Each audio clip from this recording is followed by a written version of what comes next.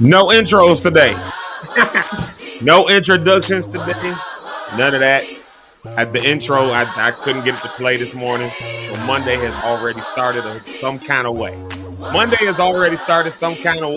What's up, y'all? This is Zeke Live in the morning, and I'm just going right in. I ain't gonna struggle with this trying to make it load up no more. I ain't doing all that. Ain't nobody doing all that. And we'll have it ready tomorrow. So for whatever reason, it wouldn't play. I don't know. Wouldn't upload to StreamYard. I don't know if it's too long or something. I don't know. Whatever the case is, here we is on Monday. And today's Cinco de Mayo, as a matter of fact. Today is Cinco de Mayo. I feel like I should have had some Hispanic music, some Mexican music. Not Hispanic music, but Mexican music specifically loaded up for today. So let's just do this. I'm all Afro. Let's go Afro vibes. Let's do Afro vibes for a minute. Here we go. There we go. Yeah, there we go. So we'll call this our Cinco de Mayo song. Good morning to y'all. Good morning. I'm just, I'm sitting here and I'm trying to get to the intro. Y'all know every morning we do an intro. We have an intro every single morning that we play. Every week I change the intro out. We put different songs, videos. I think last week we had just some different tracks that I had made once upon a time with some, videos. Just something to get your day started with some music. And for whatever reason, it wouldn't load up today. So I think there's something wrong with I don't know. I don't know. I'm going to sit there and try to say what I think it is. I don't know. It just wouldn't load up. Here we are.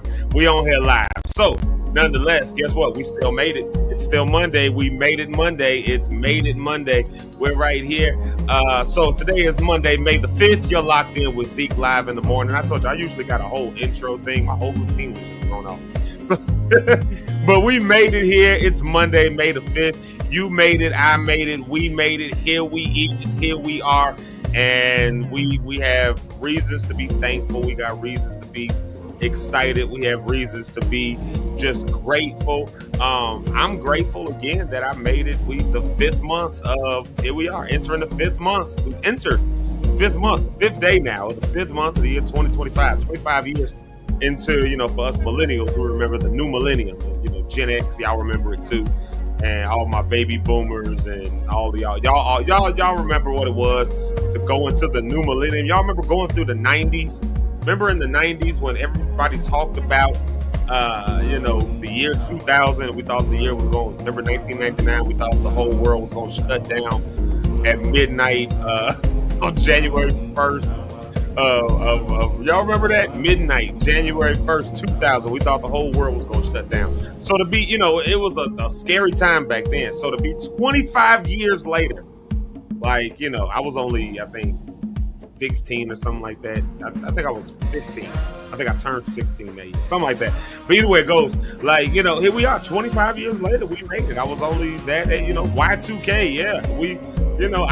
But look at us, we done made it 25 years past that, and now we keep saying the time look like it's going faster, but here we are 5 days into the 5th month of the year 2025, and I feel like we just celebrated I feel like there was just fireworks for New Year's just yesterday. I feel like we just had that. So nonetheless, here we are. We have made it. Again, you can look at it one of two ways. Rich always says that life is choice driven. You can look at things. Well, it depends on the choices that you make. So what choice do you make? Well, today, we got two choices. You can make a choice that today is Monday, the weekend is over, I don't get to relax anymore, I got to go to work. You can make that choice. You can make that choice and claim that for your Monday, or you can make the choice and claim for your Monday that I made it. I made it this far. I made it through the weekend. If you had a long weekend like me, you made it through the weekend. And when I say long weekend, I mean from Friday afternoon until 10 o'clock last night. I don't think I sat down for a moment to just do anything, just get anything done. I don't think I did that from Friday afternoon through last night about 10 o'clock, 10:30, when I finally sat down and fell asleep watching The Residents on Netflix. Speaking of which, have y'all watched The Residents on Netflix? Have y'all seen that? What are y'all watching these days? Me and my wife, we just got into 2 shows. We just got into, I think it's called Your Friends and Neighbors with John Hamm. We just got into that. That's on Apple TV Plus. And then we've got The Residents now on Netflix, which I was in and out all night long trying to watch The Residents. But man, it's good. It's good. Crazy Eyes is in it. Ubo, what's her name? Ubo DJ. I'm about to mess her name. Oh my God, I'm about to mess her name up. But I'm gonna just call her Crazy Eyes from Orange is the New Black. So she plays this lead detective on the show, and it's good, man. It's a good show. If I had 2 shows to recommend, Your Friends and Neighbors is pretty good too. My wife really likes that one. I like it too. It's not bad, but I do like The Residents better. I'll be honest with you. The Residents is a little bit better.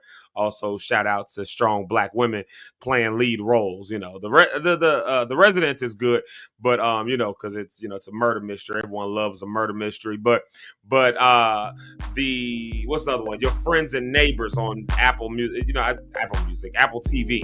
The one on Apple TV. I don't resonate as much with it because it's about very wealthy people and the guy loses his job and all this stuff like that. These shows about wealthy people losing their money don't resonate as well with me because I ain't never been wealthy, and so right there, you lost me already. We from the country. I know a bunch of blue collar people and a bunch of, you know what I mean?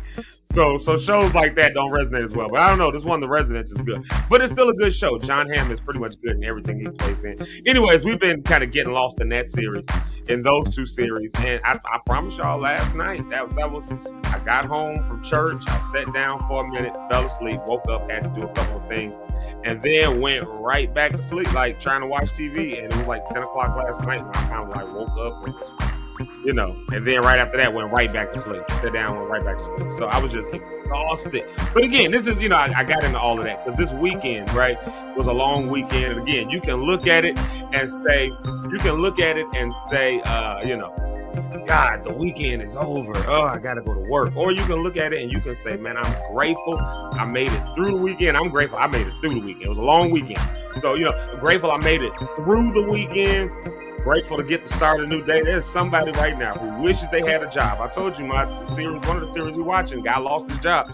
Like, it's a bunch of people right now wishing they had a job. And check this out. I'm just ranting and rambling for a minute here, but check this out. Look at what AI is doing these days, man. I don't know if you guys are really into the whole AI stuff. I don't know if you guys have really gotten into that. Things like Chat GPT. If you gotten into like generative photo creation or video creation. I don't know if you've gotten into that kind of world, but AI is now taking jobs. And I'm saying that to say, again, I don't know if you guys are up on that. If you're in tune with what artificial intelligence is doing these days and how it's taking people's jobs, but it's going to take people's jobs. And I'm saying that to say, there's a lot of people right now waking up wishing that, oh man, I got to go to work. I got to do such and such, this, that, and the other. There's a lot of people who losing their jobs who wish they had a job to go to on a Monday morning. And the way AI is going, some of us might find ourselves in that same predicament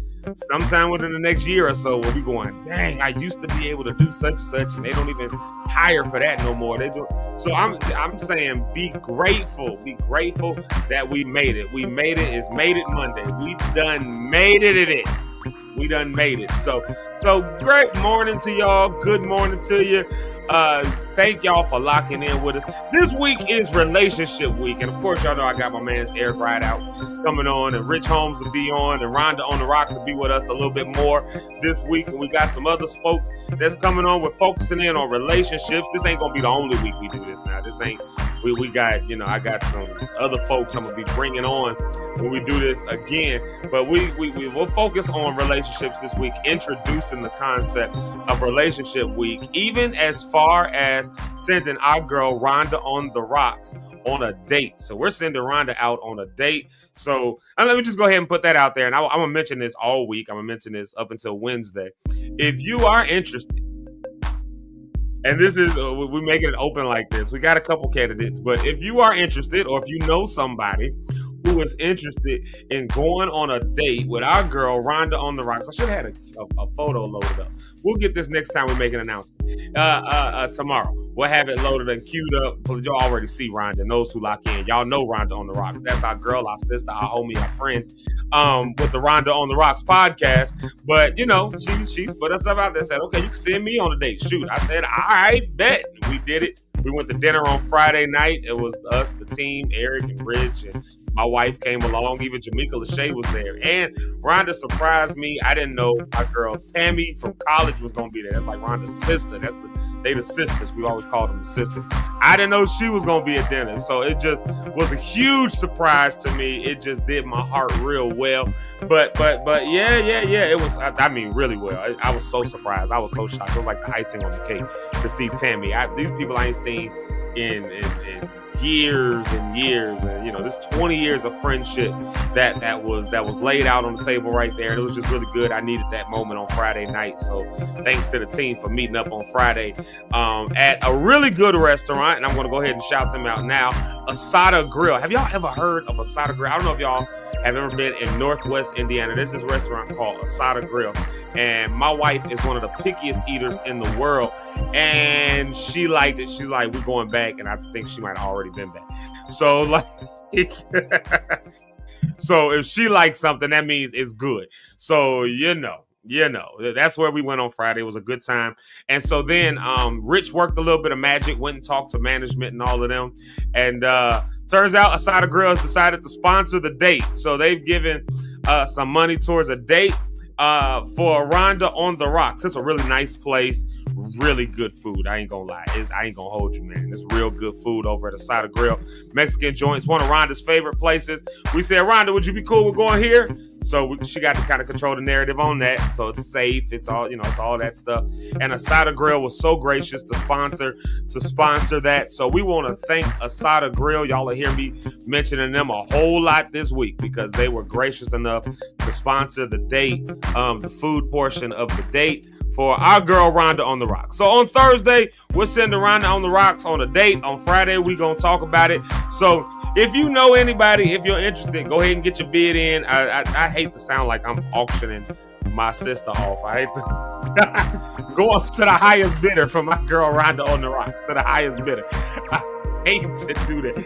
But yeah. So nonetheless, that is what we're doing. So if you know any, now she's a straight female. So any females who's interested in going on a date with Rhonda on the Rocks, I'm sorry, this just ain't yours. If you a female and you interested in dating Rhonda on the Rocks, then this ain't for you. You have to go to another relationship week or something. But she wants a male.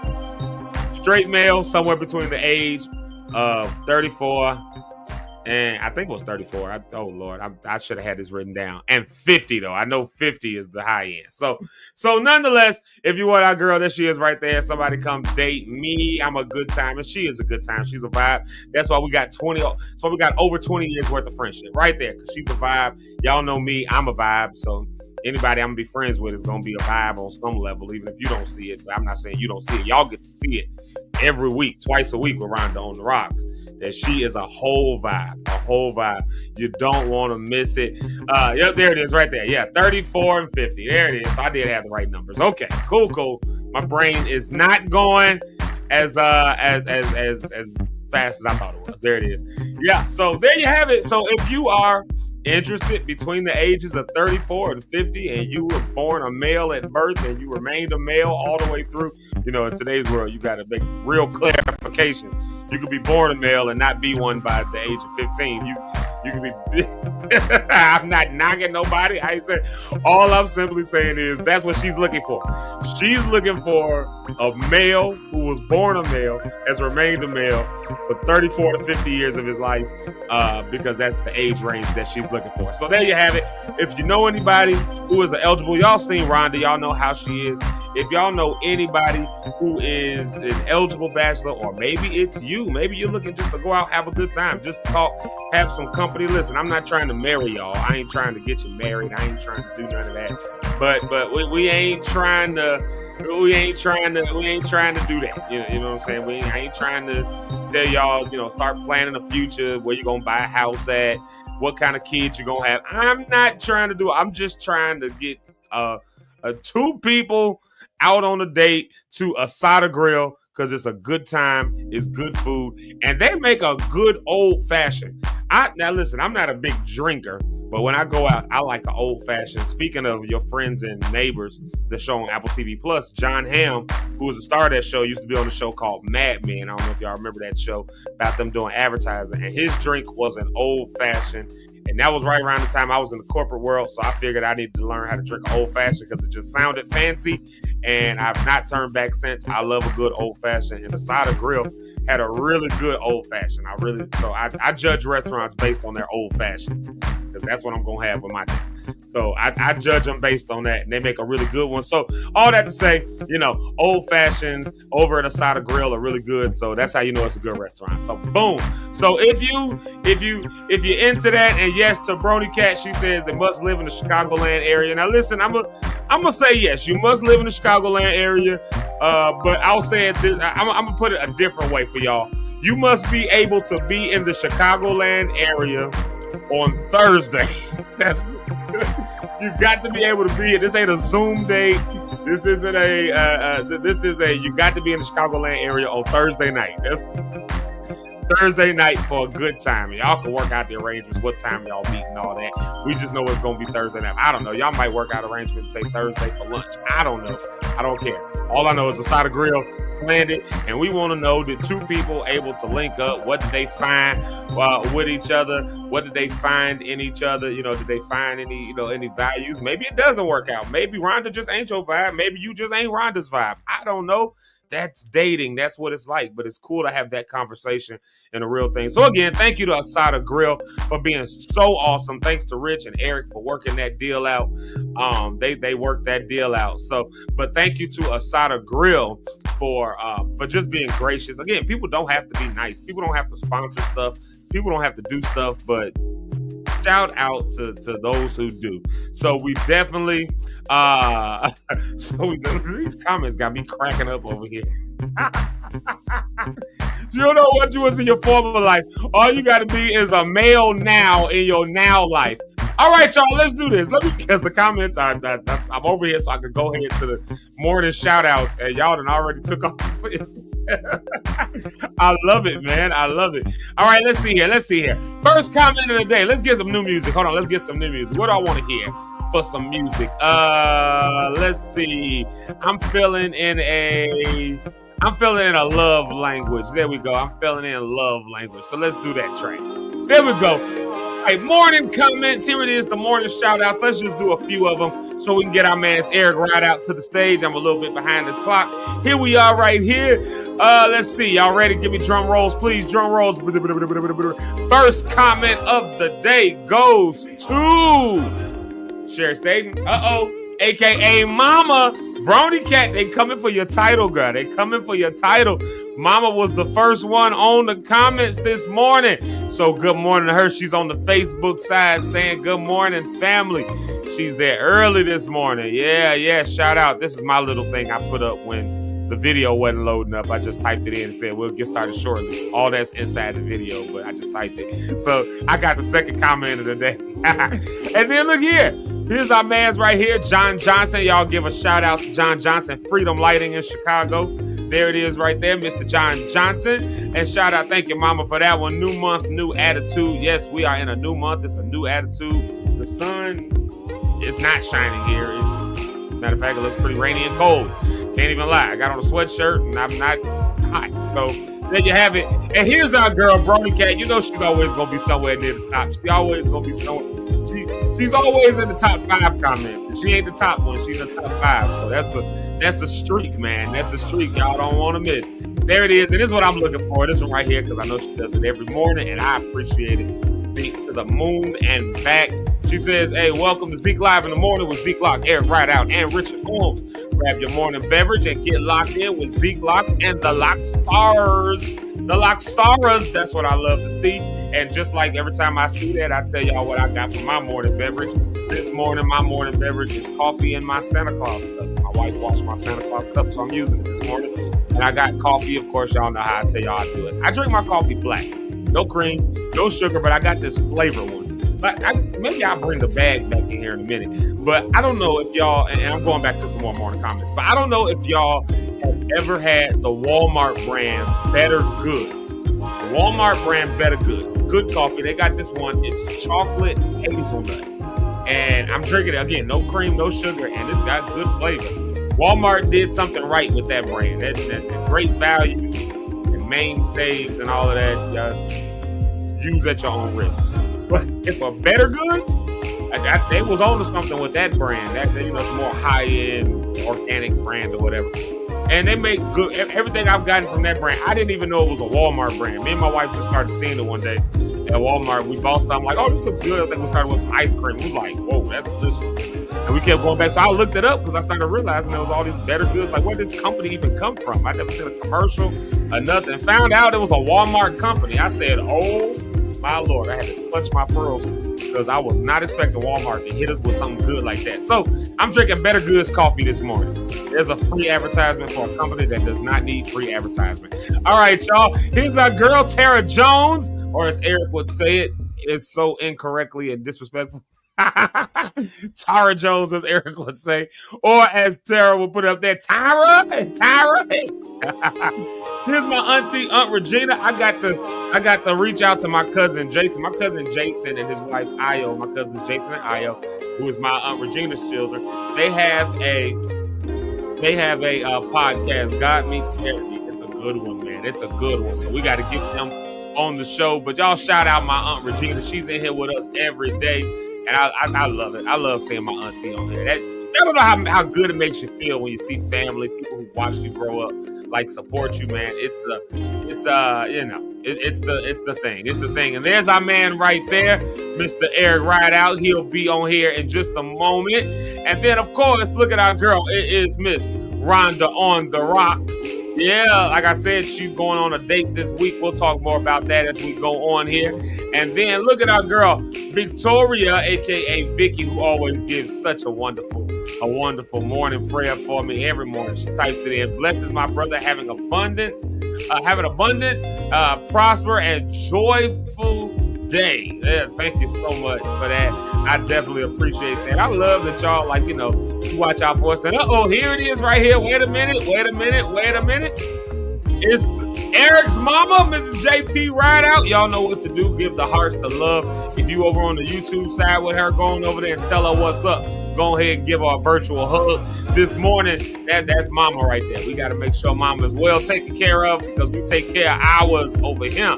And then shout out to our friend, our homie, our big brother, our uncle, our man's Willie L. Jordan, a.k.a. J.R. Y'all shout out to J.R. And then look here what we have. We got Miss Megan Matthews. Did y'all see the interview that we had with Megan last week? Did y'all see that during Music Week? Oh, my God. Me and Eric will talk a little bit more about that one, about Music Week a little bit. It was such a good interview with her. I really want y'all to go back and check that one out because it was definitely a good interview. That one in particular, I was learning a lot from the Megan Matthews interview. Like that was, just as an artist myself, there was stuff in there that I was picking up. I wasn't just, I'm not the hair club president. I'm the hair club. I'm a member. I'm a member of this hair club. So getting that kind of knowledge and information, you don't want to miss that kind of stuff. That is, again, that's the kind of stuff that you want to, if you're into music, if you're into that kind of stuff, that's the kind of stuff you want to go and see. That is really honest to goodness. That is, that's the kind of, what am I looking for? That's the kind of knowledge that, if I just say this very frankly, that's the kind of knowledge that if this was a conference, this was a workshop or something, you would pay really good money to get that kind of knowledge you was getting last week out of the people that we had on here last week, including Megan Matthews, who I just showed you again. Like, so you don't, go back and watch those episodes from last week because I'm telling you, man,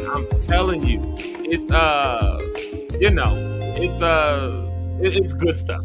All right, y'all, let's do this. Let's do this. Let's get our man's Eric Rideout to the stage. I'm gonna do a music break first, and we're coming right back with Eric Rideout. Y'all know we got to get all of our nonsense out the way before people with better sense get on, because they tell us we got to be, mindful of our sponsors and stuff like that. So to that effect, we're going to get right back here with Eric, and we're going to introduce Relationship Week and all that stuff like that. Kind of recap last week a bit, and just talk general, just shooting the stuff, man. So let's see here. Let's see. What song am I going to play today? What song are we going to play leading into that? Let's see. I'm feeling. I should have had Eric on the stage to choose a song. I like when other people would choose the songs. I do like that too. I'm feeling. Let's see. I think I got to just play one of these songs actually because I'm having some video. I think you know what I think it was. I think it's the video I was uploading for this other thing. Hopefully that shows and plays. The one thing we know we can't play with unequivocally, we know we cannot play The Wiz by Michael Jackson. So we can't play You Can't Win by Michael Jackson from The Wiz. We know we can't do that. But I can play my cousin Waiting for Me and my other cousin with the song Burning Bridges. I'm going to play My Family to kick off the week. That sound all right? All right, here's the song Waiting for Me by Duzzy Daniel. Y'all go ahead and enjoy it. Go get your morning coffee. Go get your water, whatever else you're getting. And we coming right back with the Eric Rideout.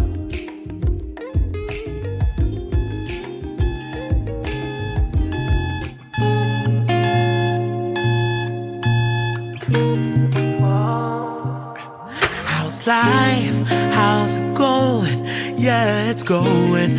Been hard times, but ain't trying to show it. Got work in the morning, then running around till it's time for dining. Might grab a drink if you wanna meet me to chop about a thing that ain't really a thing. Got too much going on, no more loud to focus. Need to make up my mind in need of a sign. Just give me a sign. Wanna get it right, ain't trying to waste my time.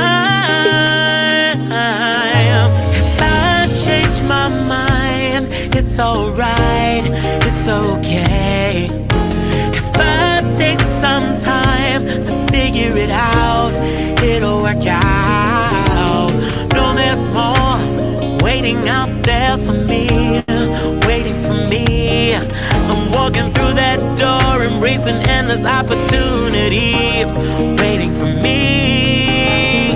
I don't know what lies ahead, learning from things I can't seem to forget. Tomorrow is now, ain't throwing no towels, taking up burdens that keep weighing me down. Feeling the light, yeah, ready for flight. My glass I was turning, making minutes with earning. East and west, up and down in circles, regaining my focus in need of a sign. Just give me a sign. Get it right, love and living my life. I change my mind, it's alright, it's okay. If I take some time to figure it out, it'll work out. No, there's more waiting out there for me, waiting for me. Walking through that door, embracing endless opportunity, waiting for me. If I change my mind, it's alright, it's okay, it's okay. If I take some time to figure it out, it'll work out. No, there's more waiting out there for me, waiting for me. I'm walking through that door, embracing endless opportunity, waiting for me.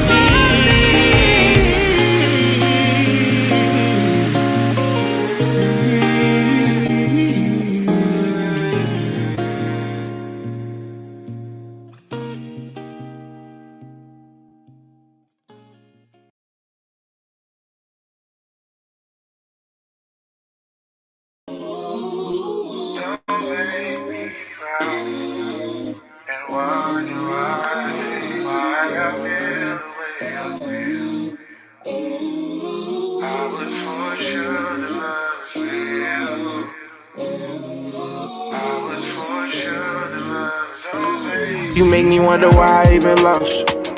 You had me shedding tears like a faucet. I'm scared to fall in love cause it costs you.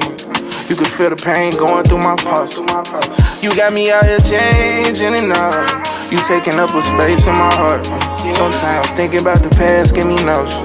Sometimes thinking about the past also. Lately I'm approaching the future with some caution. Really had me believing. house yours. Breaking my heart in pieces, broke yours. Are you sure that's what you wanna do? You can only pick one side. I guess you done chose. Made you number one, you didn't cross me too. One time is enough for me to cut you loose. Try to take your word, I ain't need no proof. But now that bridge is burned, I'd rather live and learn than live without the truth. Really had me believing house yours. Breaking my heart in pieces, broke yours. Really had me believing house yours. Breaking my heart in pieces, broke yours. Are you sure that's what you wanna do? You can only pick one side. I guess you done chose.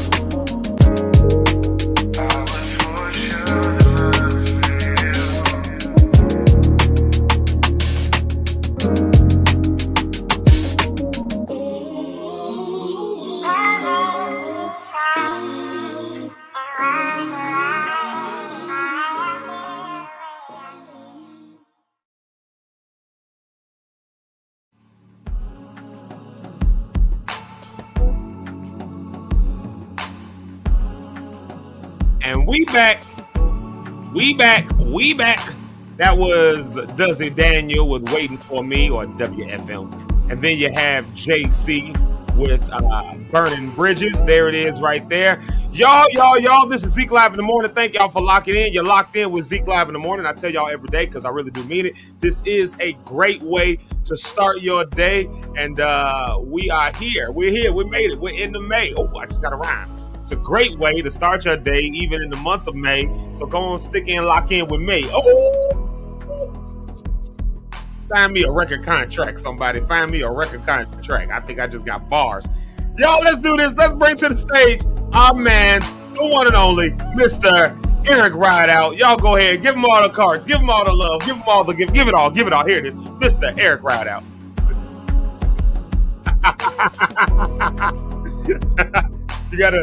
You on mute. You gotta get the crick out your neck and all that, right? Man, it's being sleepy. And you know what? Yeah. The weather ain't making it no better either.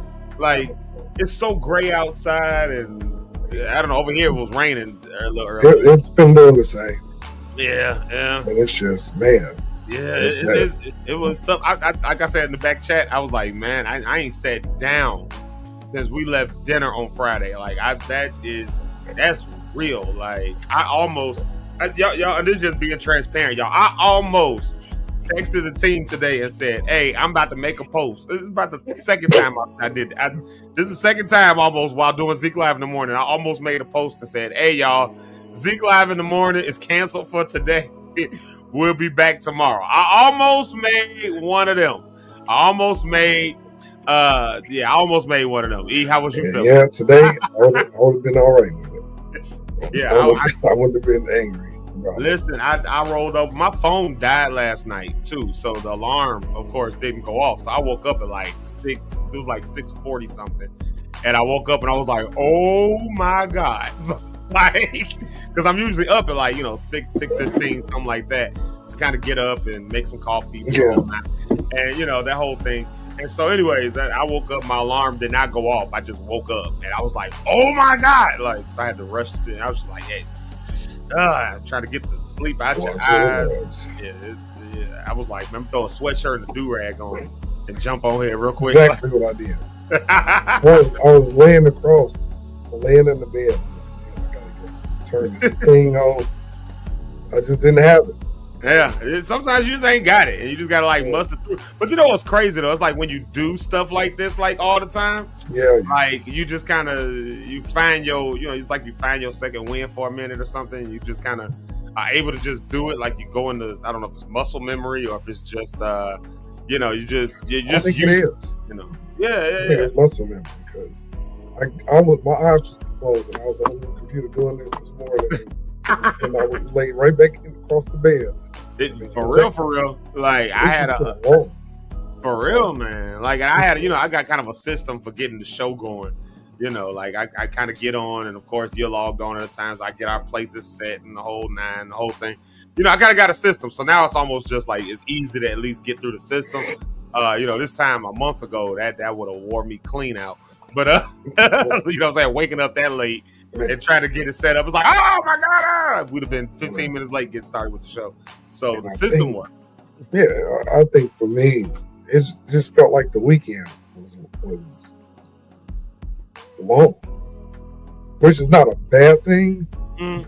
But like you said, since Friday night, I've been taking care of stuff because, you know, this week, the end of this week is when you start touring. So it's like, Oh, that's right. you That's right. you know, Y'all going out for Thursday. Mother's Day. yeah, Thursday is Florida, Friday is Chicago, Columbus, Saturday, Atlanta, Sunday. Then we come back, then we go back out, you know, for this Legends. It's just a lot of stuff, you know, that. And I'm working with the city of Kansas City on their Juneteenth week. Then Fred has a Juneteenth and Ypsilanti, Michigan, and working on something in Vallejo, which was funny. The thing I came to the restaurant and told you all about the other day. Yeah. And I still don't understand how that worked to this day. How that person can represent the NAACP. That got to me the whole evening. I couldn't. Well, I it's the couldn't let it go. National Advancement of, it's the National Association for the Advancement of Colored People, so it ain't just black folk, you know. Yeah. It was meant to encompass everybody, you know. I guess we losing our grip. That's the No, what it was the fact that this person said, I know what's good for the black community and what they like. What they like. Not what we like, what they like. Like, how? Yeah. Well, without saying any names, I will say this much though. On Friday night, Eric kind of showed us how who he really is in the industry. We in a meeting and he dodging calls from certain celebrities. Yeah. These You are know, not small sometimes- celebrities either. Big celebrities. Yeah. I won't say Trying what it to was. plan an event. Yeah, they get me feeling for that person, you know, they know who they are. It's just, man, sometimes it's like you don't want to do none of that stuff.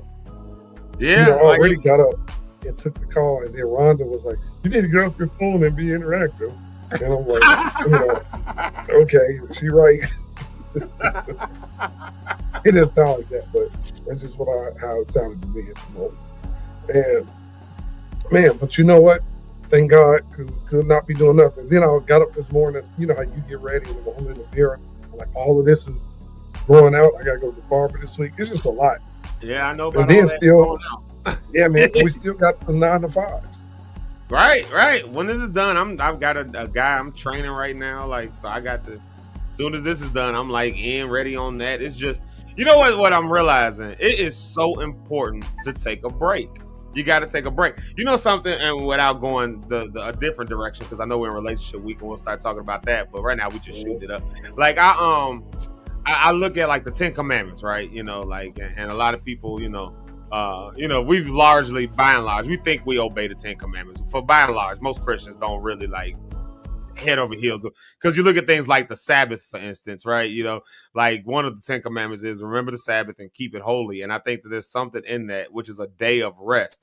Remember the Sabbath because I rested. Oh, it was the day God rested, right? So in a sense saying we supposed to take that rest. And the only thing that we do, especially in our line of work, any day that's supposed to be a Sabbath is like a busier day than all the other days, it seems like. So it's like you come off the weekend working super hard just to go back to work during the week, to work super hard just to get ready to go back on the weekend, to work super hard, and before you know it, you burn out, and the frustration happens, the burnout happens, and then the curves come in, things you didn't know were going to happen. Yeah, so a lot and other stuff. And so, Rhonda, for all of those that might date Rhonda, she does not sound like a 55-year-old man. I'm just saying at that moment, it's you know, she was across the table and she said it, but she was right. I'm like, you know, and then we did this. What's the thing we did? We all figured out our apology. Rhonda said, you said that is not how her voice sounded. So I was like, why don't you get off the phone? You got to. He's trying to find a date. We got her sound like a 55-year-old man, 65 years old, I would even say. You know, I told her at the table. that might be what God has for him.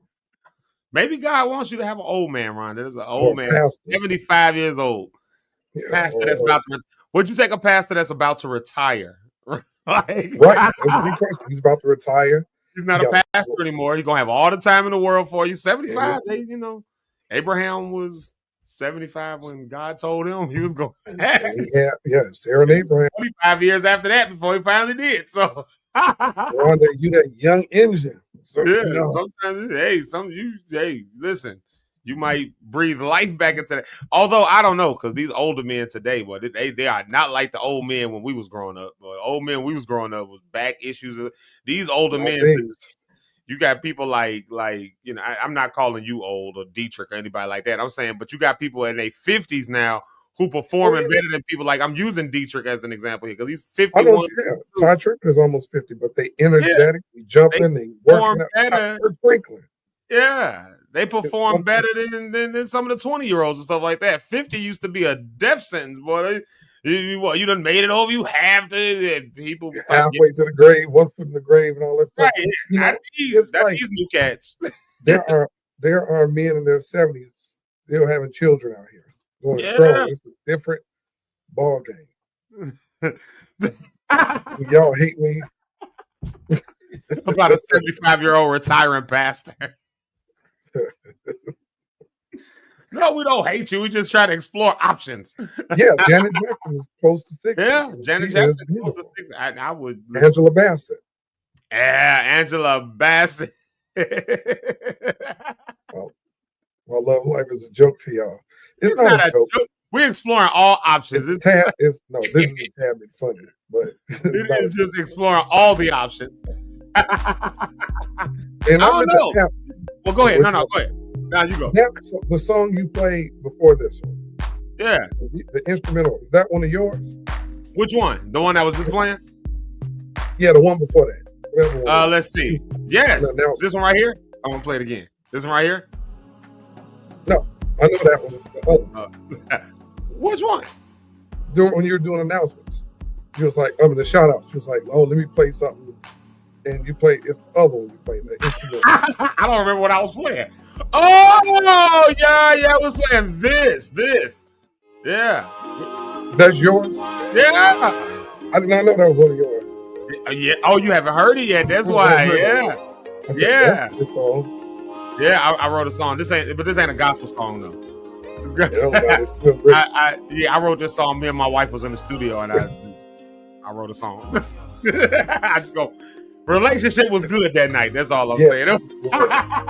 We had a good relationship that night. I wrote a song. I started saying words like fingertips trace, set the mood just right. Ain't no other place I'd rather be. Ain't no other place I'd rather be tonight. That's the lines to the verse. And you know what's funny? You see Rhonda's thing that she's about to unsubscribe.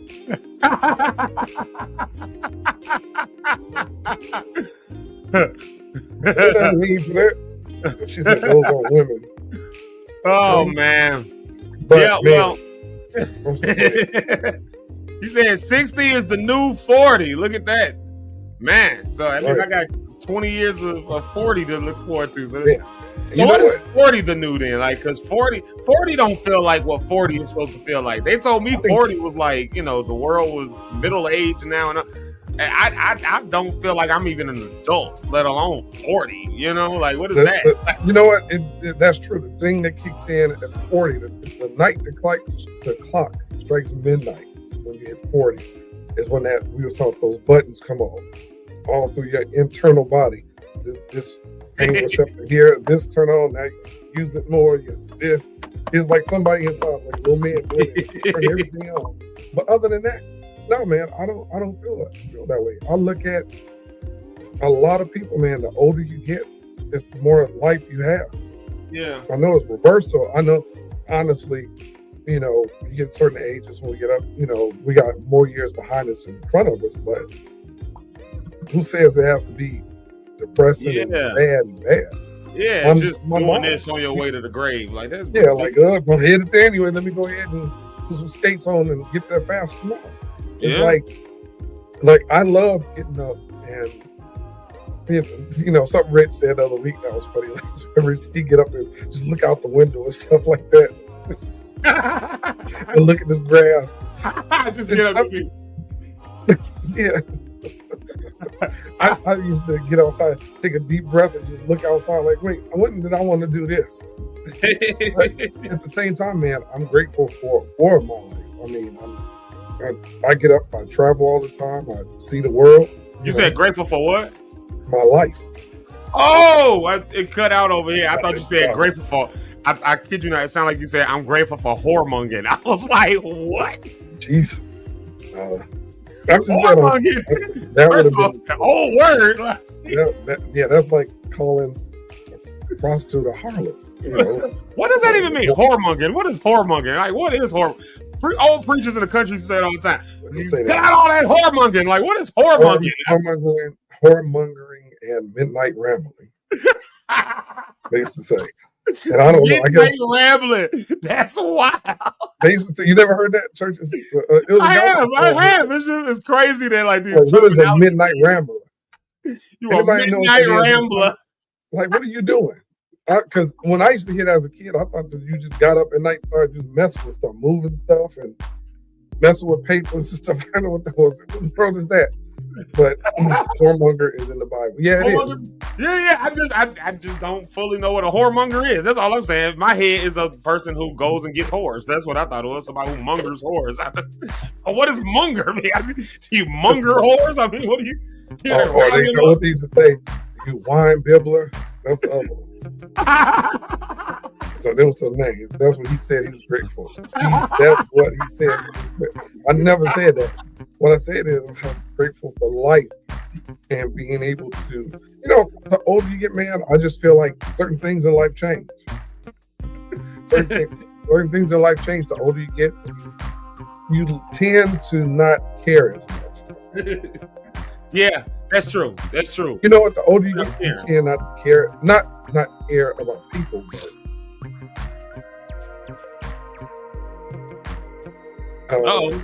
we lose Eric. Oh, there he is. No, okay. Eric. The older, everything was just spinning. The older you get, I think you find you stop caring about certain stuff. You speak what you think. You say how you feel.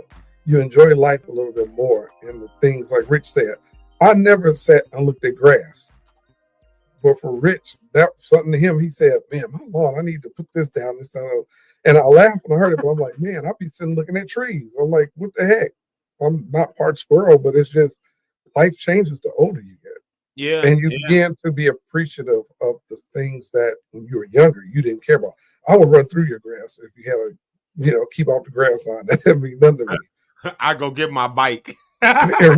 I've skipped through so many bro, like, you know what? Just because you got this saddle, let me go get my bike real quick. Popping wheelies and jumping off. And then I would run over the side, so just kick it down as I go by. Something I didn't have to do. But you appreciate life more. I love, like I said, the fact that I can, God is blessed, so I can travel when I want to and when I'm working. Think about it, Zeke. We've been all out the country. Seeing the world, and I think I've been almost all 50 states. It's just great. Yeah, great. Yeah. And what she said, so Brother Cat said she thought you said you were grateful for your wife. See, we all misunderstood you. You know what? I can understand her hearing that. Did you get married last night? When I said life, it's coming though. Eventually. And Marcus, you're right. You appreciate life. Yeah, you start to appreciate. It is true. It is true. You start to get a little bit more mush. You think about like older men, right? Like those old military guys who were in the military and they came from generations where you're supposed to be hard and all that. And then they hit about 60, 65, 70, and you start seeing them get like a lot more emotional. They stop being afraid or ashamed to cry a little bit or to tell you they love you or to put, and it makes you really just wonder, I think, like if that's what you came back to by the time when you start off as a child, you got emotions. Somebody had to work those emotions out of you. Somebody had to tell you, men don't do that. Men don't cry. Little boys don't cry.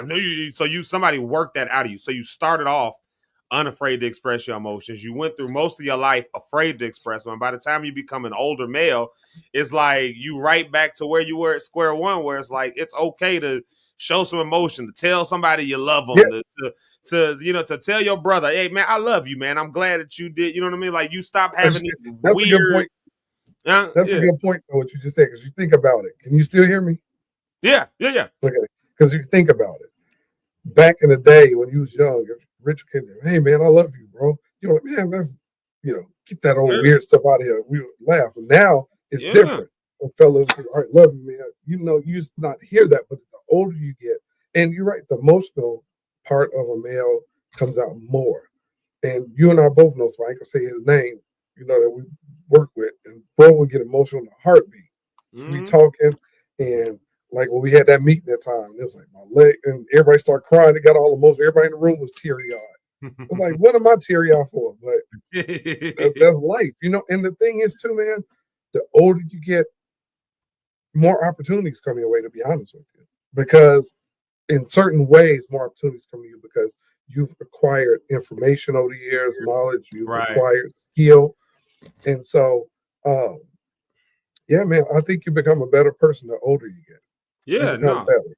Definitely. You don't lose who you are. You just become a better version of what you're meant to be. And another thing, too, you take more seriously. Let's be honest, the older you get your spirituality. I don't know if it's because you think you're going to die eventually. and start thinking about stuff. You start thinking about stuff, but it's a real thing. It's a real thing.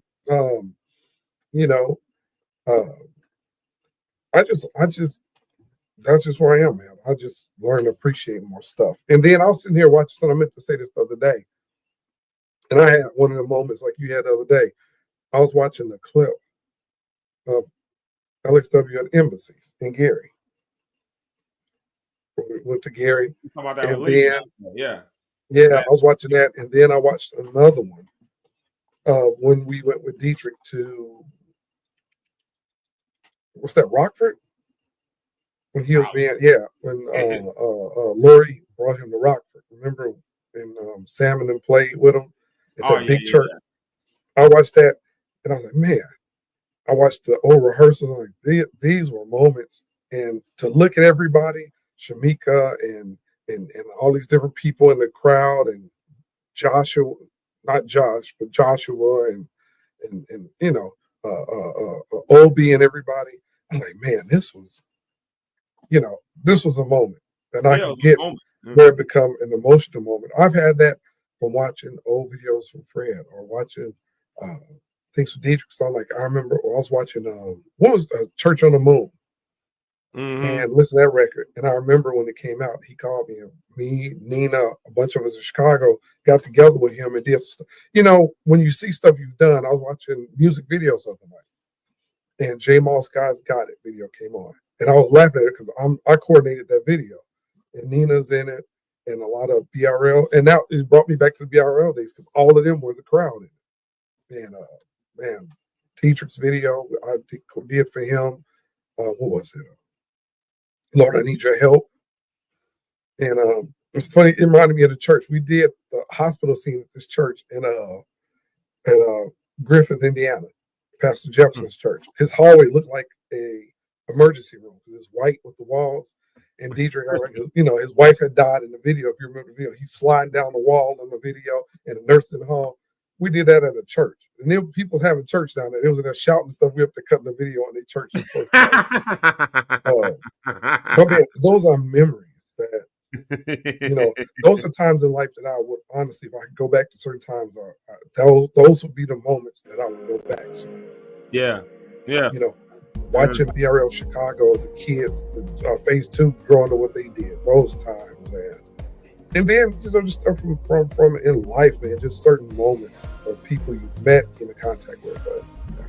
Yeah, it makes me wonder now. So you just brought up something that may be a good transition here as we start talking about relationship week, and as we introduce this whole relationship focus concept.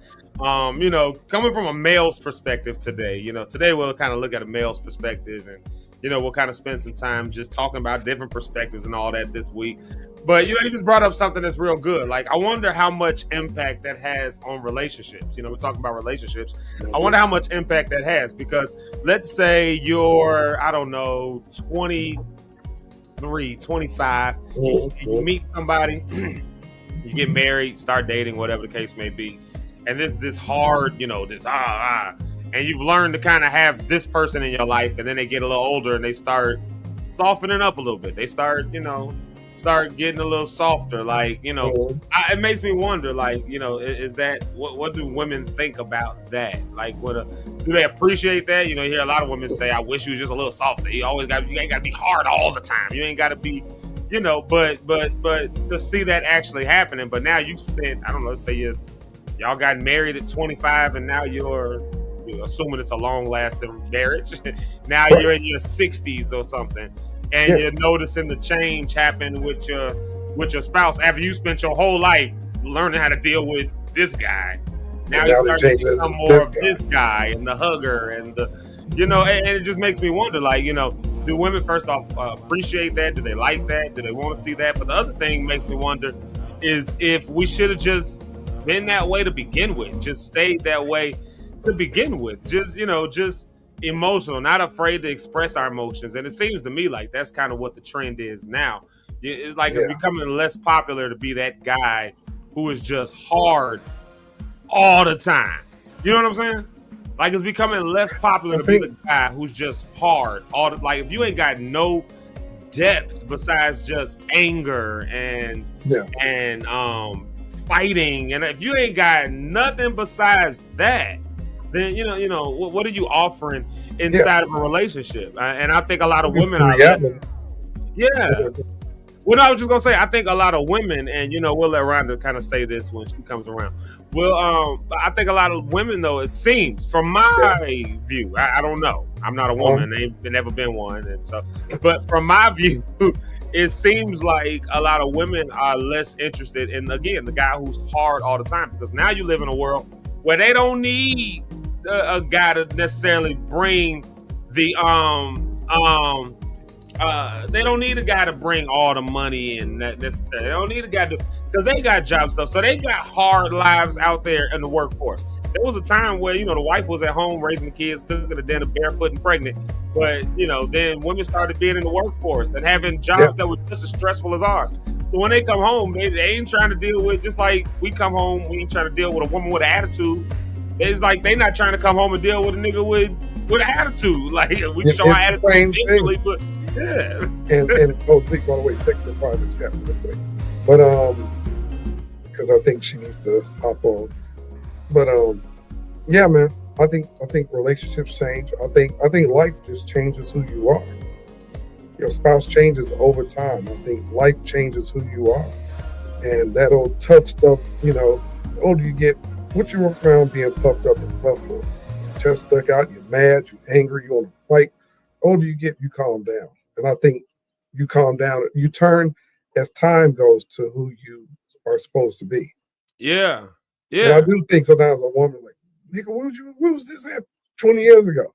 But just like wine, it ages. The older it gets, the better it gets. I think people are the same way. Yeah. No, and that's really what I think. That's really what I think is the case. You get better with time. Here's the only problem with it. Maybe we can approach this part of it, because maybe, and for all of my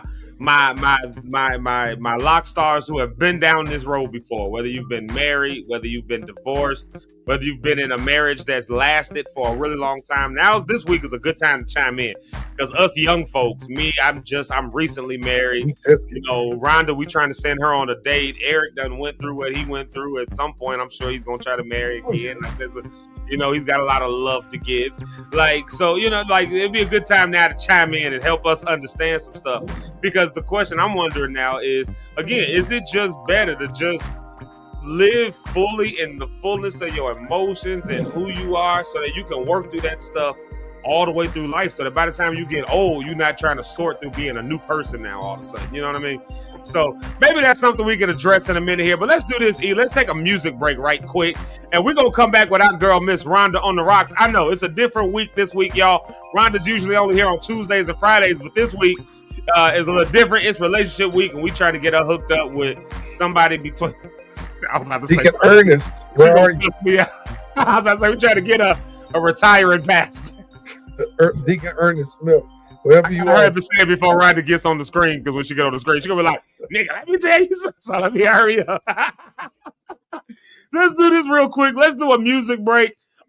E, I got the songs that I have already loaded up. I don't want to take a chance with trying to make the other stuff, because I got this other thing that I want to play a little bit later on, and I don't want to get that knocked off. So I tell you, yeah. I'll tell you what, since Rhonda is coming on and we done talked about her love life, I'm gonna play one song. We're gonna do My Day. That's her special request song. I'll play My Day, and then we're coming right back with our girl, Miss Rhonda. That's why Jamaica Lachey did her theme song and not me. Right there. There it is. Here it is. Our homie, our friend, and one of Eric's people that he knows well. This is Mr. Canton Jones with the song My Day. And this is a good song to take with you on Monday on Cinco de Mayo. All right, y'all. Zeke Live in the morning. Canton Jones, My Day. My day is gonna be a good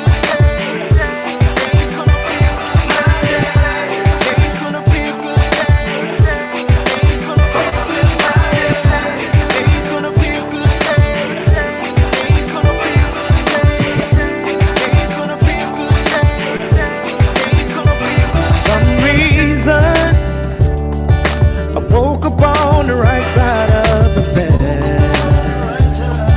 and you were the first thing in my head. I can't complain, but I praise you instead, 'cause it's my day, it's my season, and I will start with my own attitude. I'll express my love and gratitude, my attitude will change my latitude. Things will go my way, 'cause it's my day. It's gonna be a good day. It's gonna be my day. It's gonna be a good day. It's gonna be, 'cause it's my day. It's gonna be a good day. It's gonna be my day.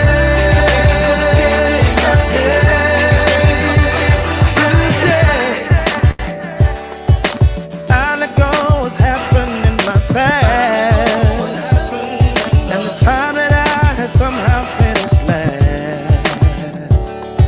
I ball it up and throw it in the trash. But it's my day. I'm smiling, because I know that today is the day.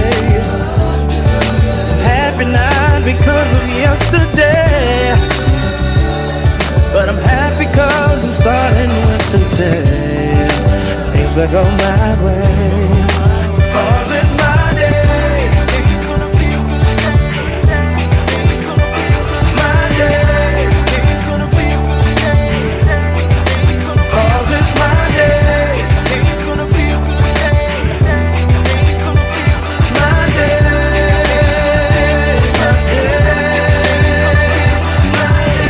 Tired of getting up in the morning with the same old rut and the same old gut bugging me. The doctor keep drugging me and I'm sluggish and I can't get out of bed. But instead I'ma look to the light, man. Stop blaming my wife, man. I will do it right, man. Fly like a kite, man. I was doing wrong too long, and I'm sick and tired of singing sad songs. I'ma flip it now, song. I will not wait on anything to happen. I will make it happen. I will take some action now. Won't wait on another day. God to make you way. I will take today.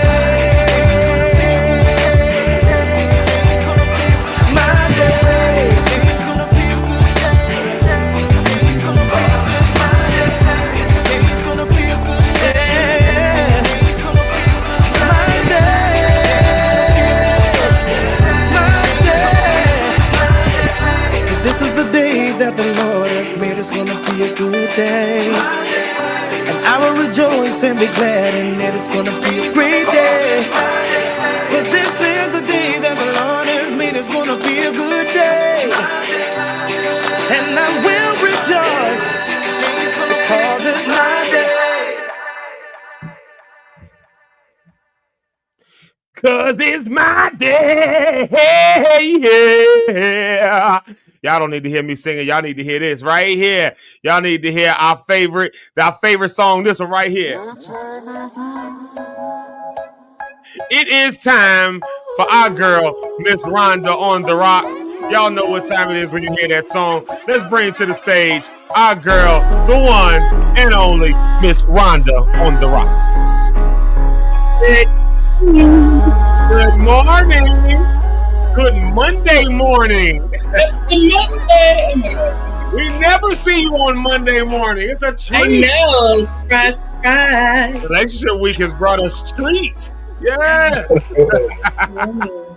And I wasn't expecting to see you this morning too, because I remember we had the thing. So I was so glad when I saw you come on. I was like, yes, thank God. Rhonda's coming on today. Like, Jesus Christ. You also never check your text messages.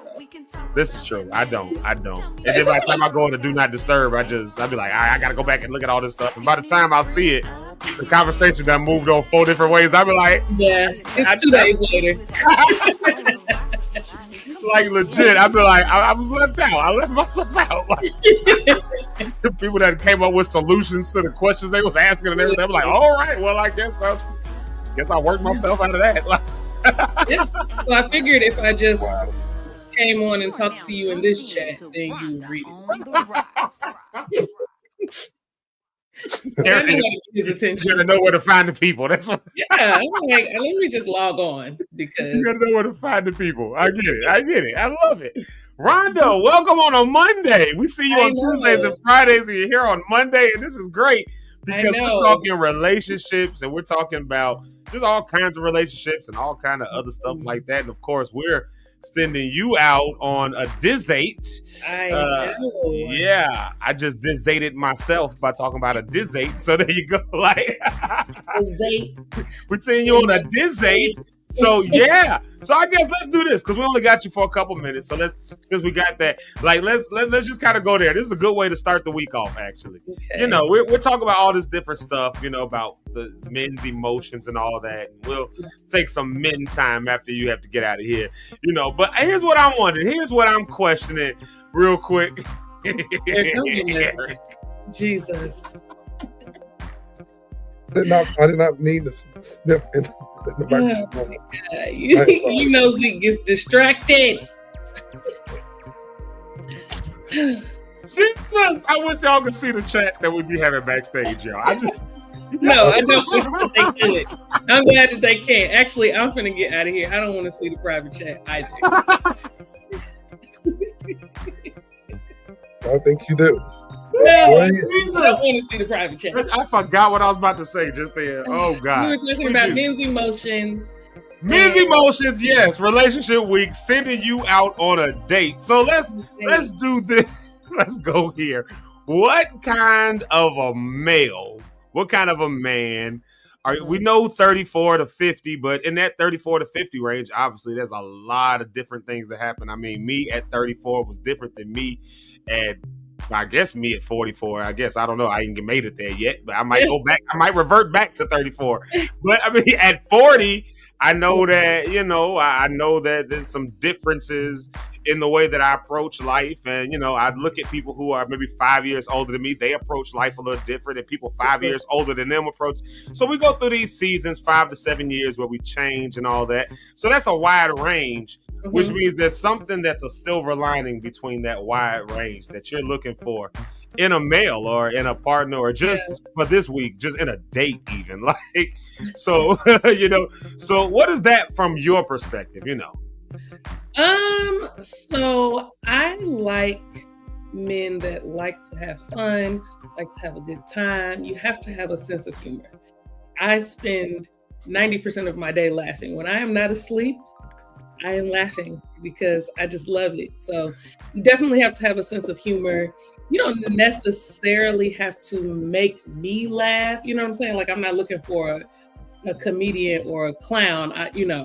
but you just got to be able to like roll with it. I don't like people who are like stuffy and uptight.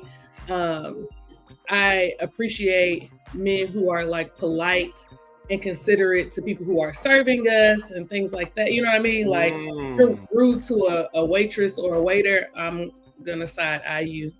That's good, actually. Yeah. So I think I'll just put this out there. One of my, I don't know if it's a character flaw, a defense mechanism, whatever you want to call it, but I'm not impressed by men who are like, let me open your car door. Let me open the door for you.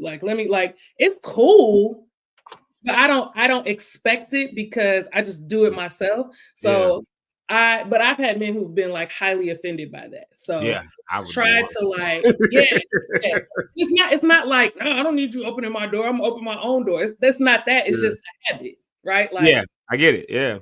Everywhere I go, I open the door for myself unless someone is coming out, and then they hold the door.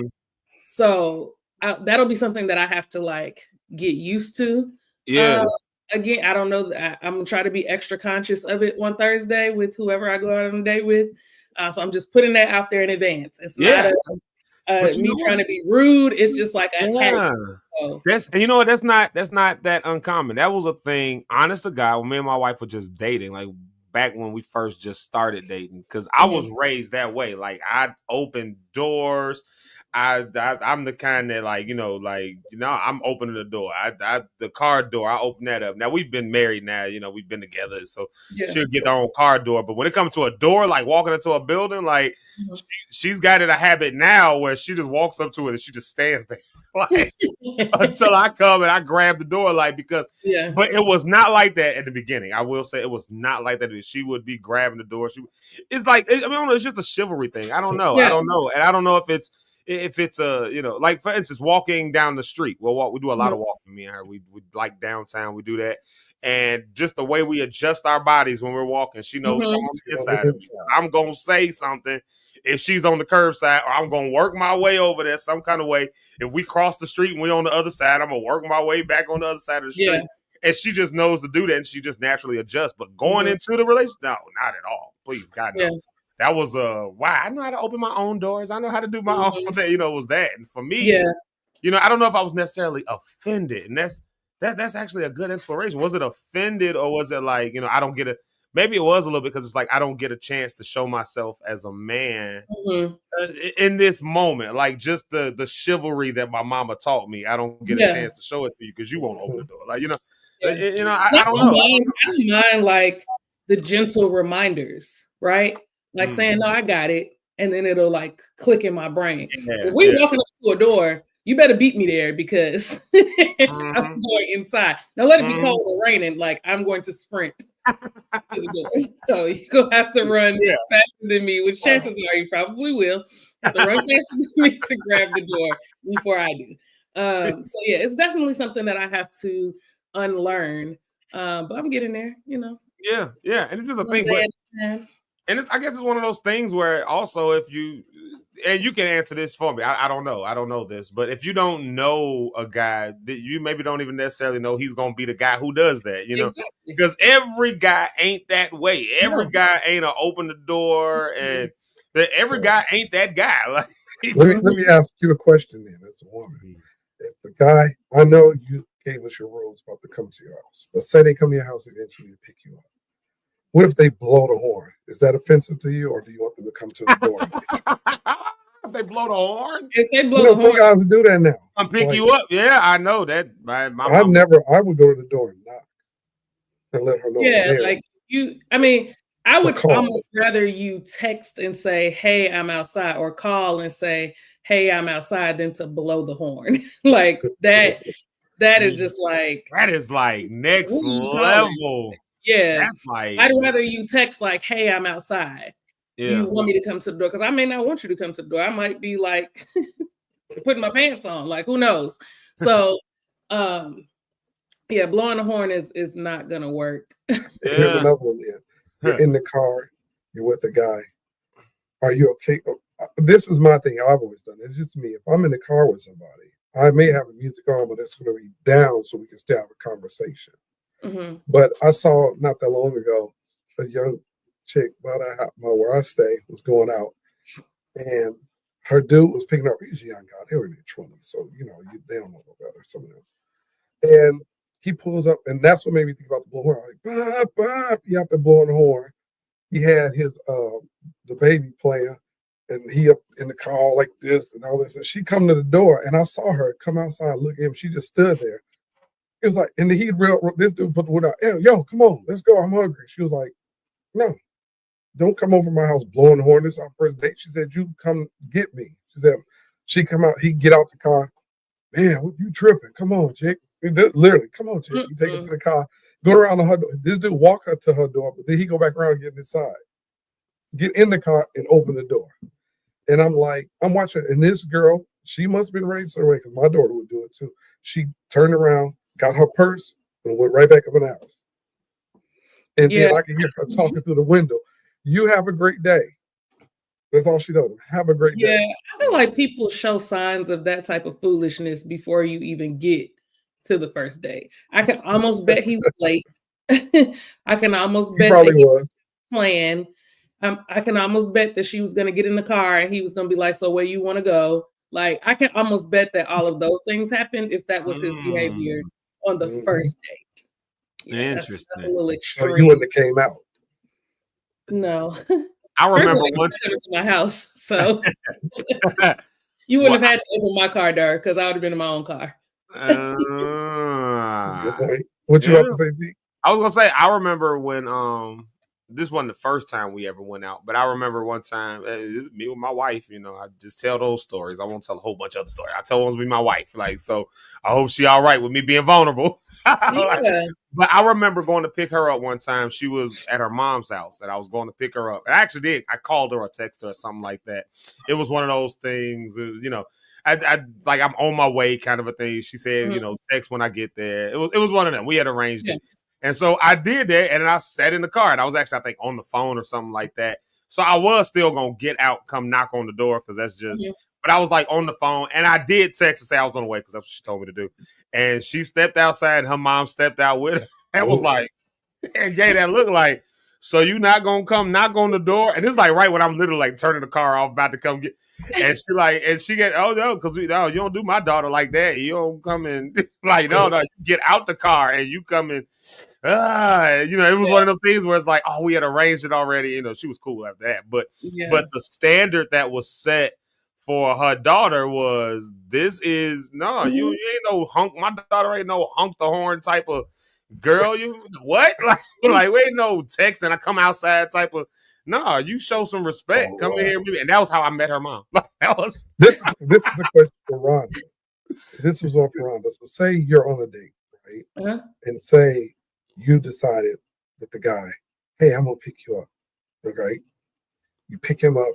You stop the gas station, you need gas. And he sit back and get on his phone. You pull up to the pump. We're going to be he makes no attempt to get out and pump your gas. He's looking. He's going to be sitting there until it clicks in his head. I'm going to cut that car off and I'm going to let my seat back. And even my daughter, I get hurt. I'll go in the gas station and buy myself some chips, and that will be my date. Like, are you crazy?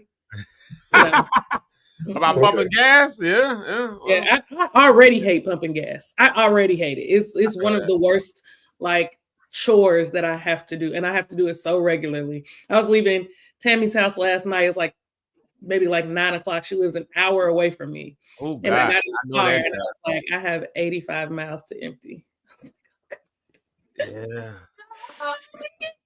What? I had to get gas. And I was like, I'm getting $20 and then I'm going to keep going because I hate pumping gas. So I hope the man that I go out on a date with likes to pump gas. He can follow me to the gas station and just pump. I will pay for it, but just please. Because any opportunity I get to not have to do it.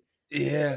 It's a lot of dudes that's what they like to do though. Like they like showing that side. Like, you know what I've come to realize though. Like me and Eric were just talking about. A lot of guys have this hard demeanor. Like we were taught to be hard.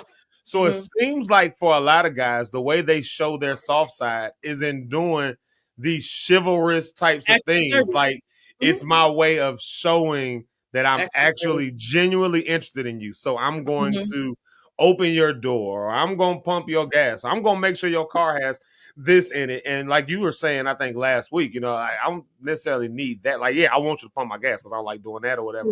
But that don't necessarily just show me that you love. Like, tell me you love me. Like, tell me that. But for a guy, that's like, oh, I gotta be. For a lot of guys, it's still kind of that. And it's like, but I'm gonna show you I love you in a certain way. Like, what do you?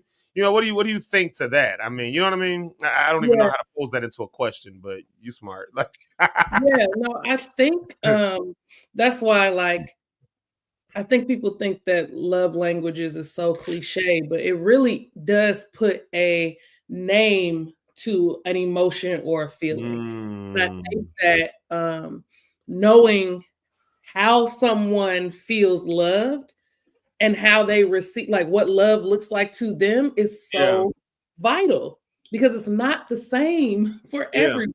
It's not. And if you are constantly like, well, I did this for you. Acts of service is not high on my love language spectrum. It just isn't for Rhonda. You know what I'm saying? Yeah. So a man is like, well, I did this and I did that and I did all of these acts of service for you. I'm gonna be like, thank you. Like, I'm grateful, but that doesn't. So what is yours? My love language is gifts and words of affirmation. Yeah. And words of affirmation. And that explains when you said, like, tell me you love me, tell me you're here for me, tell me, like, affirm to me. That actually, because we did the apology quiz as well at the meeting. And that maybe paints a picture of a link to your apology results, which I know we're getting to this later this week. But your apology results were that planned. Well, you did say this online. It was that planned change, but that's affirmation again. That's affirming that there's a change that's going to happen. And this is how I know the change is going to happen because you made a plan for how to change. So you're the type that needs to hear that. But if I'm a dude and I don't recognize that, and I was always taught, well, you don't say stuff. You just show your wife. You go to work. You bring the money home. You bring it. And that's what. But for you, it's like, nigga, I make good money. I got my own house already. I got my own. I got I like. But we're going to engage each other. Yeah. Go ahead. Yeah. But to what you just said, though, I think some guys do that because, and it's not to Rhonda, but you have some women that say, "Don't tell me, show me." Yeah. That's true. Not words. But different, but it seems like a different type of love relationship. And this is why, and I think maybe this is one of the things that we'll discover this week as well. And maybe draw attention to the fact that just because you're a woman don't mean that you think how the next woman thinks. Me and my wife was just talking about this the other day. I said one of the craziest things about like when you're dating or when you're doing stuff, something that you might have done, we were talking about, Uchi Coochie.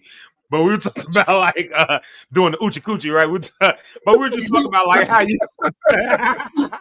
we're talking about how you like how you learn somebody, like even in something that's an intimate moment like that, you learn somebody what they like, what they want to do. Then you end up with somebody else and they want something completely different. So you can't just say, well, women like this, or well, men like this. It's like, no, that man like that, or that woman like this. Like, but now you with me and I like this. So you have to learn, and that's part of what love, I think, is all about.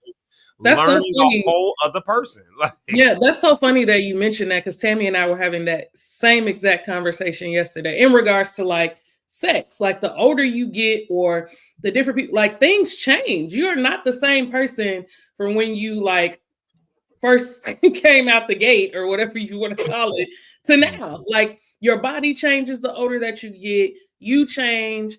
You may not be as flexible. Like things change in terms of sex when you get older, and you have to be open to having those conversations with your partner, or somebody's gonna be mad.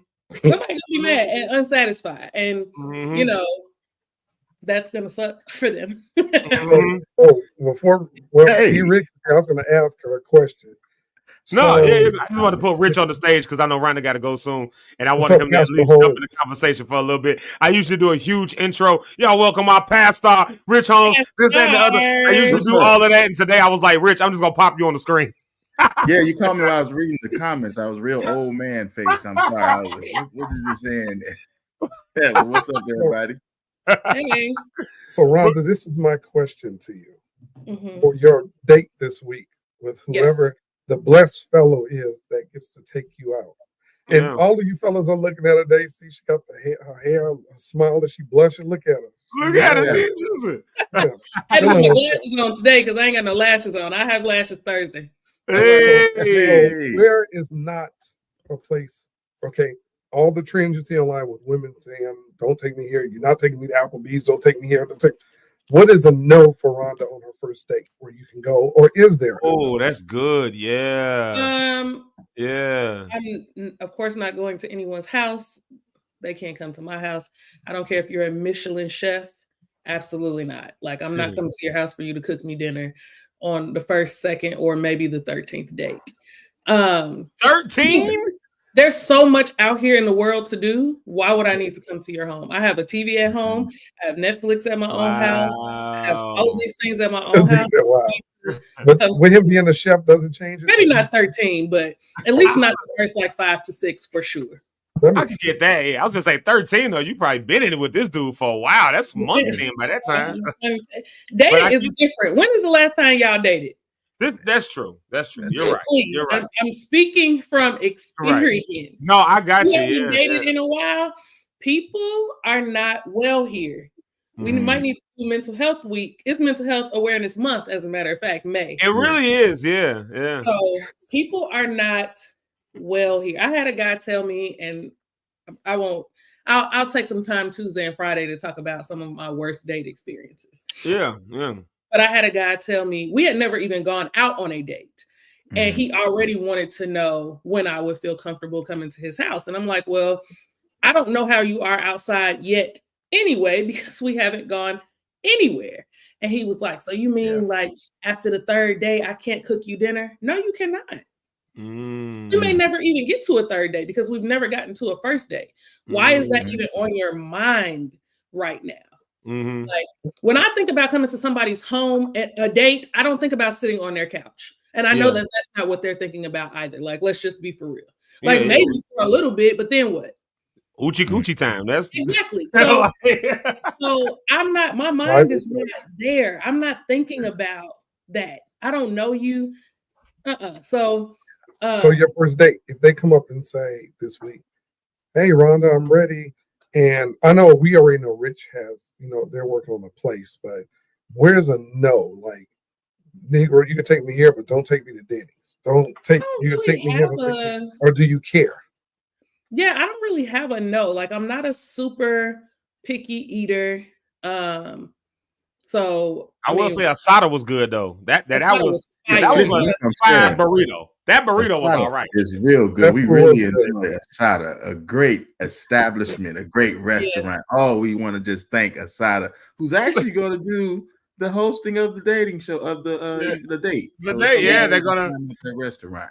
Which we just made it easy for y'all, by the way, fellas who want to take Rhonda on a date, like Richard said, because we already got you a place to go to that Rhonda. You know she gonna like it. You like it?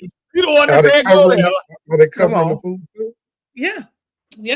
Oh, fellas, you just came up. You just came up on the lick. You ain't got to do nothing but show up.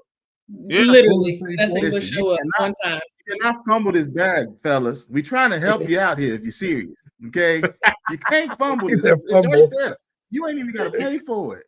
You ain't even got to pay for the day. All you got to do is show up. You already have the check, so you they don't can have still to fumble it wrong. Yeah, it's already taken care of. It's already taken care of. We just want to see two people have a good time in a good place. And like Richard just said with Rhonda on the Rocks, it's going to be a good time. Because I'm telling y'all this is the honest to God truth. This is why we've been friends for over 20 years. Because Rhonda is a good time. She just always been, and she's very smart. Now, Rhonda, I'm going to brag on you a little bit here. She's very smart. She's educated. She's talented. Big personality. Gets along well with people. Ain't afraid to speak her mind and tell you what she's thinking. So you ain't got the second guess if she feeling in some kind of way. You ain't got the second guess. These are the things that I think a lot of men look for in a woman, like the kind of quality. So Rhonda is a great pick. But I think there's this other side of it where, Rhonda is a quintessential for lack of a better word, modern woman. I hate to use that word because it means so many things, but she's got her own, I mean, you know, but she's got her own, she's got a job. She bought her own house. She's got, you know, she's got her own stuff that's going on. And so if you're the type of male that's like, no, I'm coming in and my wife can't do nothing at all other than stay home, cook meals. I don't know. Maybe Rhonda wants to get to that point one day. Maybe she doesn't. But here's the thing. She ain't there right now. Right now, she's got a great job. Yeah, man, she's trying to get to Cabo, so she working 2 great jobs. She working Rhonda on the Rocks and for the schools. Yes. So, working it, okay? You know what I mean? So a guy who's like, and Rhonda, you can correct me here if I'm wrong, but a guy who's about some motion seems like the kind of guy that would be someone who, because, you know, a lot of guys, they just, again, cannot handle that. And I get it. I understand, like, everybody got their own different strokes. Some people need a wife who's going to be at home, cooking and cleaning, and that's all they do. Some guys, for what they do, that's what they need. And some women, that's all they want to do. Which means those 2 people can find each other and have a very successful, healthy relationship, which is why, you know, again, I'm very cautious to use words like modern woman and, you know, new age or whatever. I'm cautious to use those words. It's just that it's expanded for what women's place in the world are. And you've got, you know, you've got a great thing going on. So all that to say, you know, any guy that's going to go on a date with you has to be able to match that level of energy and success. And maybe you want to address that real quick. I don't know. You know. Zeke, you better jump in the comments too, Zeke. You got somebody just did something to you. You better acknowledge it, Zeke. Why you tapping out? Why you tapping out? You're not. Don't tap out, Doc. You can't tap out around. Don't tap out.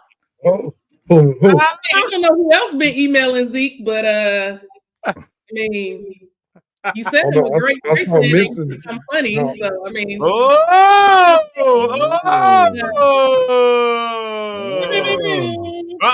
Shots fired, bro. I see something in the comments.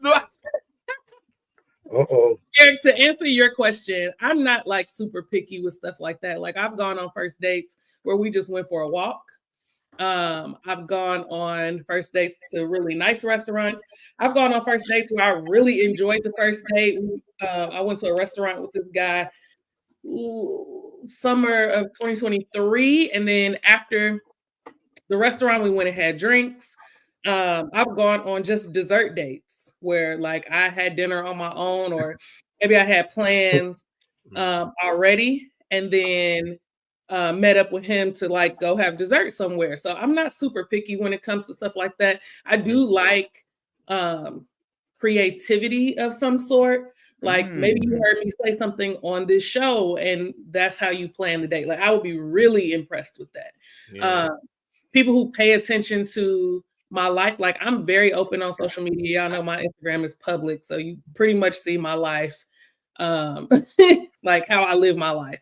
So if you like, well, you know, I'm a sneakerhead, like all of those things, like take me to the place downtown where you can create your own shoe. Like I wear hats a lot, not now because I have braids, but they have a store downtown where you can like create your own hats. I don't know, just like creative things that are not super expensive. I love lipstick. They have a lipstick lab downtown where you can make your own lipstick or make your own fragrance. I think now I'm more into activities. Dang, Willie Joy, you 60 years old? That's crazy. I mean, God has blessed you. I mean, amen. I'm glad that you're still here. Did you say that's crazy? Like, Jesus Christ, right? Man, Zeke, she was almost like y'all know black don't crack. That's what the I did not know that man was that old. See, BDC, black don't crack. Keep trying to tell y'all these new 60s, 50s, and 40s are not the same as it used to be. Black do not crack. It ain't the same as it used to be. I like creative men. I like men who pay attention. I do have a lot going on, like Zeke mentioned. I'm busy investing into myself. And I'm like very, very happy about that. It took me a while to get here. And so, yeah, Rhonda on the Rocks is a big deal. I am like doing that consistently. I'm doing this show. So I do need a man that's got some motion. Like you, please don't be sitting around waiting on me. I got a lot going on. Yeah. But I do believe people make time for what they want to make time for. Yeah. And so yeah. That's me. And one more thing, Rhonda. If the man enjoys this date, right, and he has a great time, does Rhonda like a clingy guy? Say he really enjoys it. Next thing you know, that's just all about. That's actually good. Yeah. Clingy in the sense of like, be a little bit more constant communication. Every few, like, hey, what you doing? Like, I'm at work. Okay, then 30 minutes later. Don't what you doing to death. don't do that. I don't mind a guy being like, so how's your day going? Like, you know, after so. No. Once you say, oh, I'm at work, I'm in a meeting. I'll call. Thanks for checking in. 30 minutes later, you still in the meeting? How about this? Or he FaceTimes you all the time. Not even a text or a call. Like he FaceTimes you all day, every day. You just walk around on FaceTime like, that's crazy. No. After I get to know a person and like we've been consistently dating, then you can FaceTime me without like asking first. I like to look raggedy and I be at home, y'all. I put this hoodie on for this show. I put this ponytail in because I don't look crazy on TV. But like I don't be full glam every day. It takes intention. So no, you definitely need to warn me before you FaceTime. Okay. You know, I don't mind like someone who communicates well, but I don't want you to be clingy. Again, you need to have motion. You need to have some things going on where you're busy. Like, let me miss you a little bit, you know? Yeah. Don't let me miss you too much though, because I didn't open up that inbox. Speaking of inbox, like, how does that work for you? Are you a person that responds to inbox, to the DMs when they pulling up in there? Like, what's the most creative way to gather your attention? Or do you just, you know, they send a message? Do you read immediately? Do you look at their profile first? How does that work? What is the DM situation? Go down in the DM. It goes down in the DM. What they tell me. Like, so it depends. It depends on what is happening, what I'm doing. I read them all. I don't always respond. I think it depends on what's said. Like I told y'all Friday night when we hung out, I had somebody. I posted a picture on Snapchat, and I had someone inbox me and say, "You look like you just got your back blown out." Yeah, like, that kind of stuff is gonna make me block you because why would you speak to me like that? I don't know if people feel like I'm provocative or like sexual or whatever because of what I post, but don't get it twisted. Like I'm still very much a lady.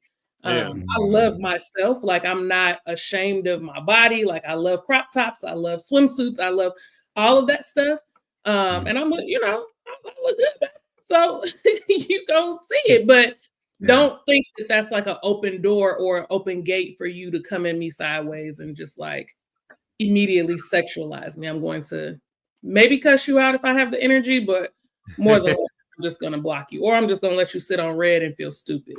So is it weird to get calls through Messenger from people? Absolutely. Like that. Yeah, people do that to me all the time. Yeah, I have people call me all the time. Like, and I follow you on social media. That don't mean that is the like, I've never understood that. Like that Facebook needed to undo that feature. I also have like my email on Instagram and on TikTok, so you can email me if you know. I wouldn't mind that actually. I'm definitely gonna read an email.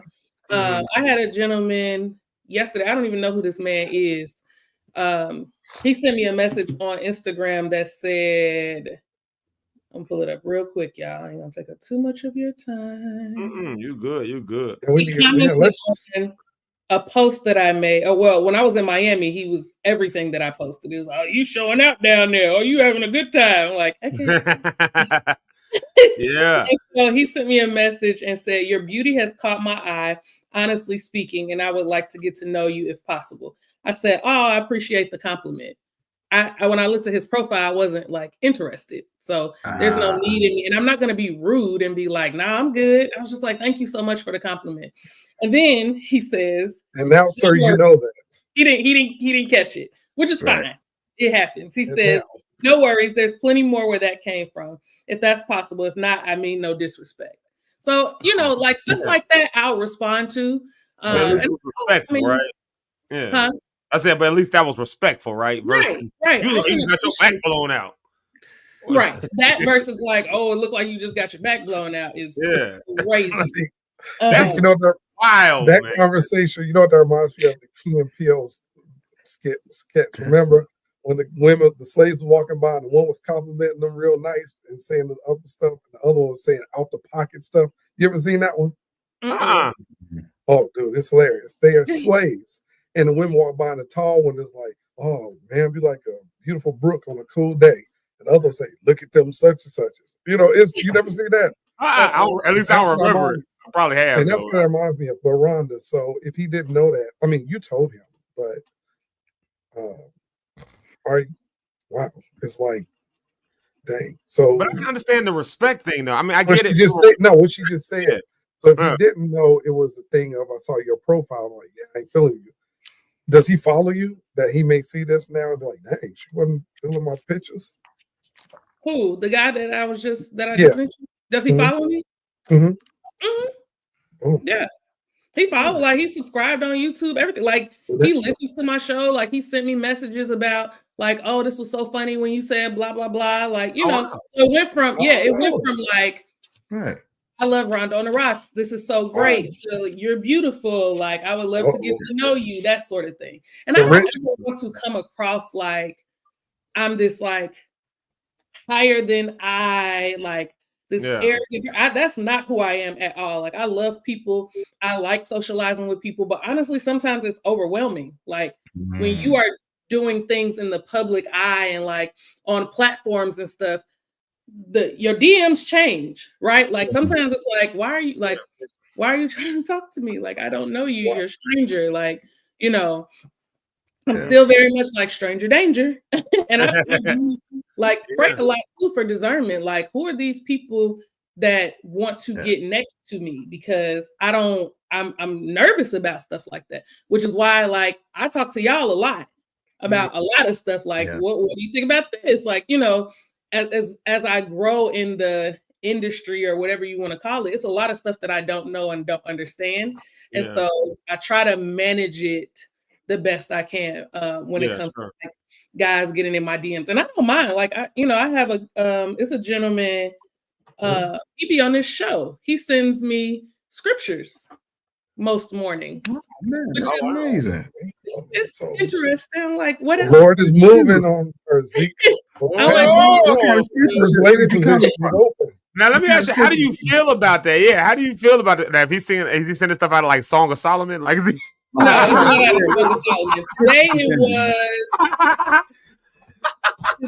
it was Philippians 4:6-7.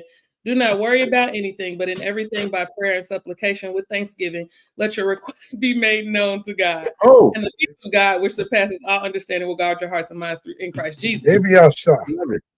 So, but then it's like, okay, you send that scripture and then you don't send anything else. Or they send like a thought for the day. All that stuff is cool, but like, who are you? And like, what is it? Are you just want to like send me a scripture every day? That's fine, I guess. But then I got a message from this person last week that's like, what are 3 things that you would do if money wasn't an option? What's your favorite part of building or being in a relationship?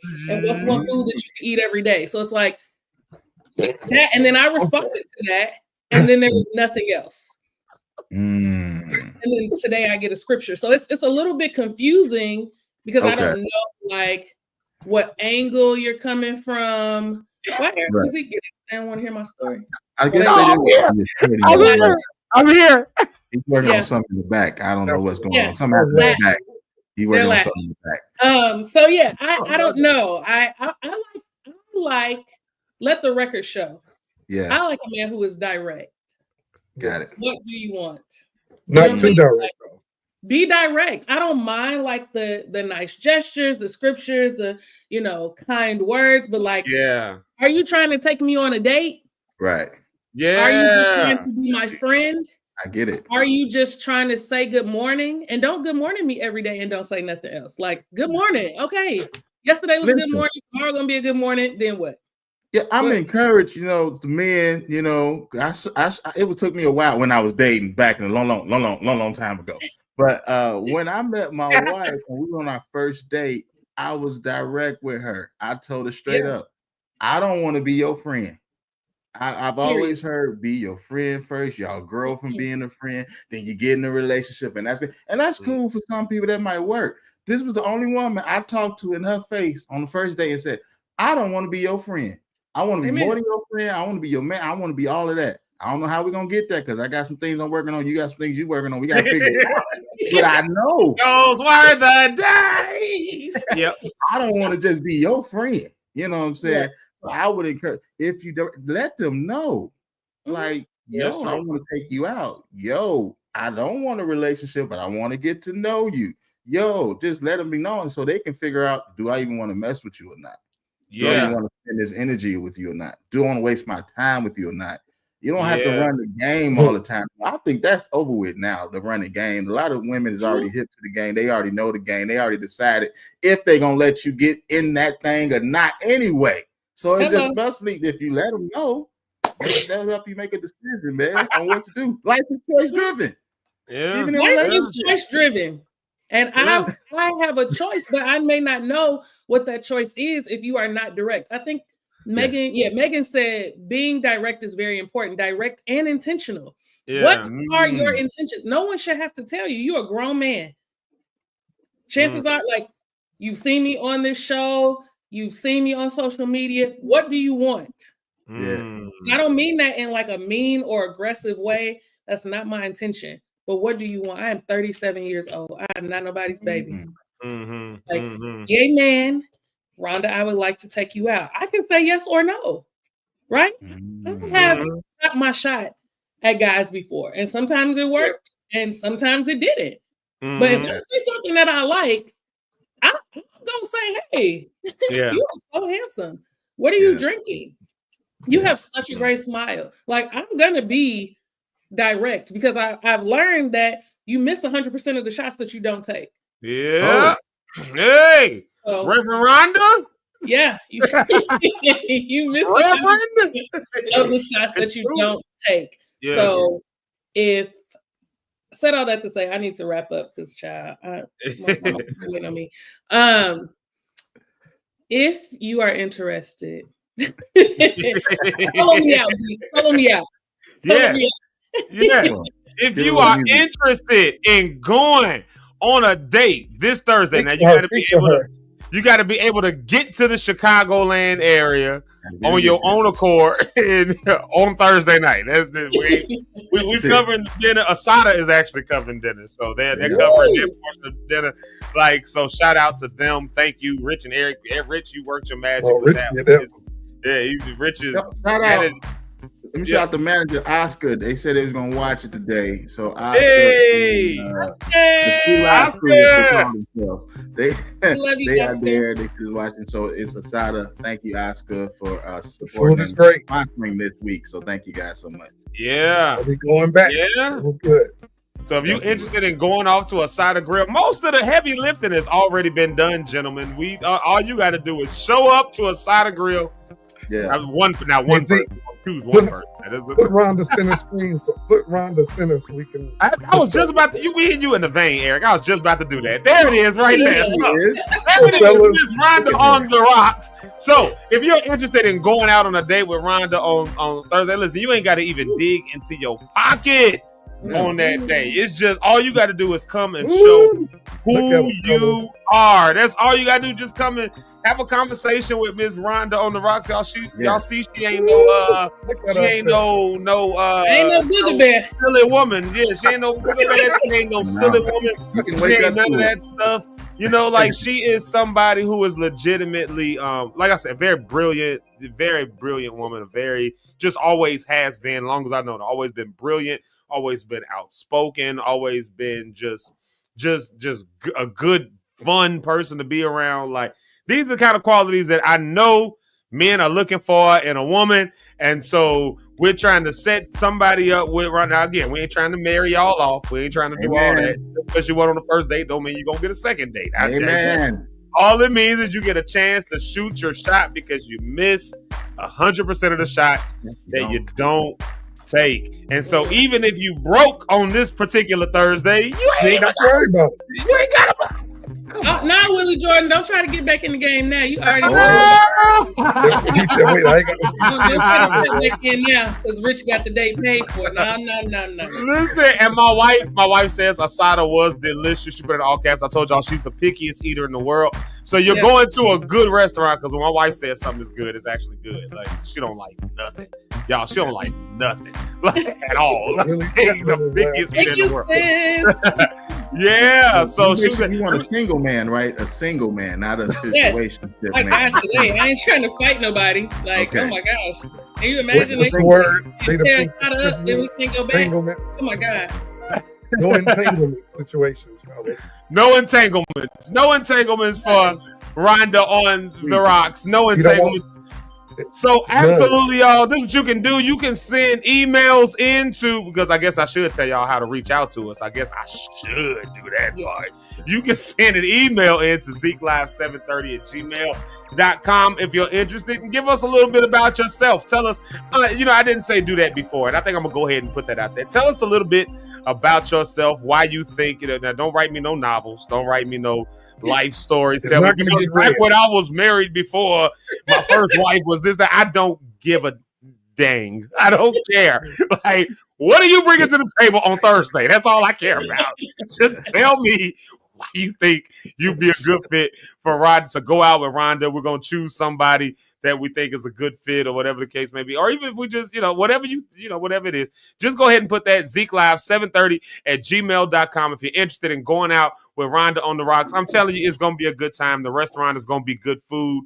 They've got good servants. That's not the word I want to use. Servers. Good service. They've got good service.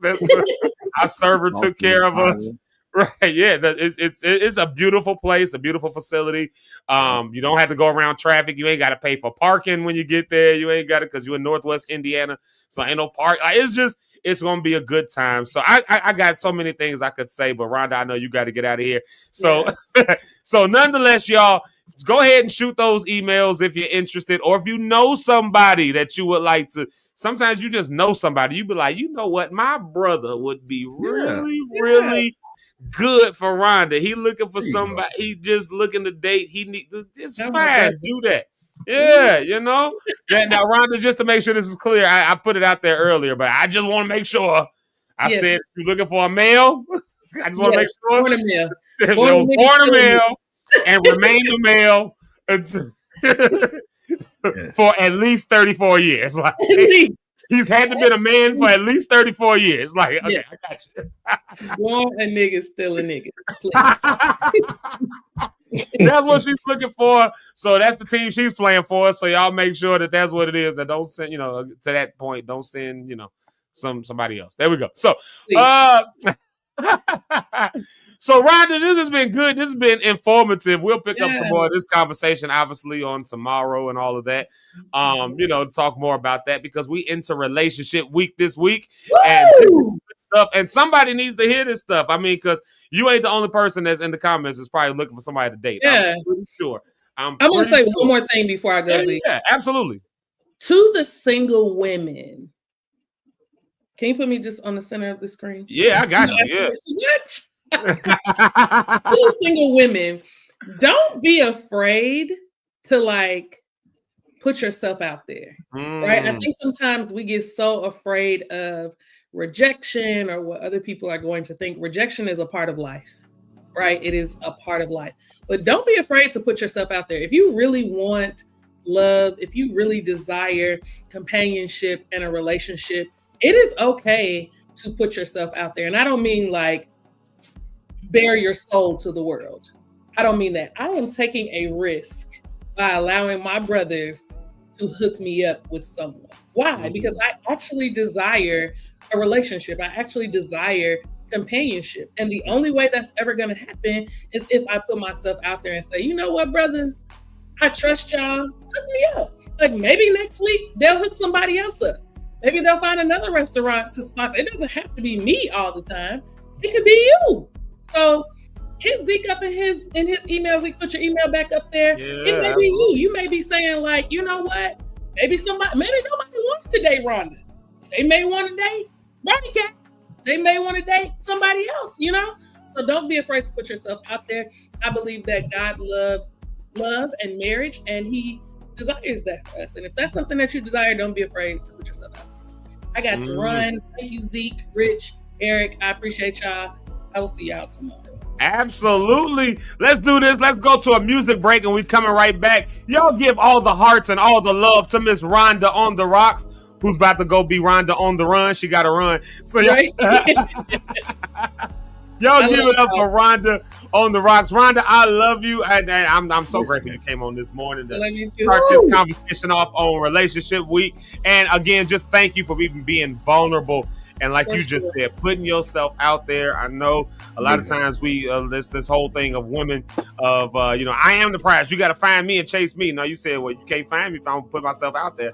So thank you for putting yourself out there. Let's do this. Let's go to let's do two songs because I like to play this song on Mondays. We're gonna play my girl Jamaica Lachey because it reminds us of what things we don't want to bring into this week. What things we don't want to bring into this week. I think Rhonda on the Rocks don't want to bring in no niggas who don't know what they want.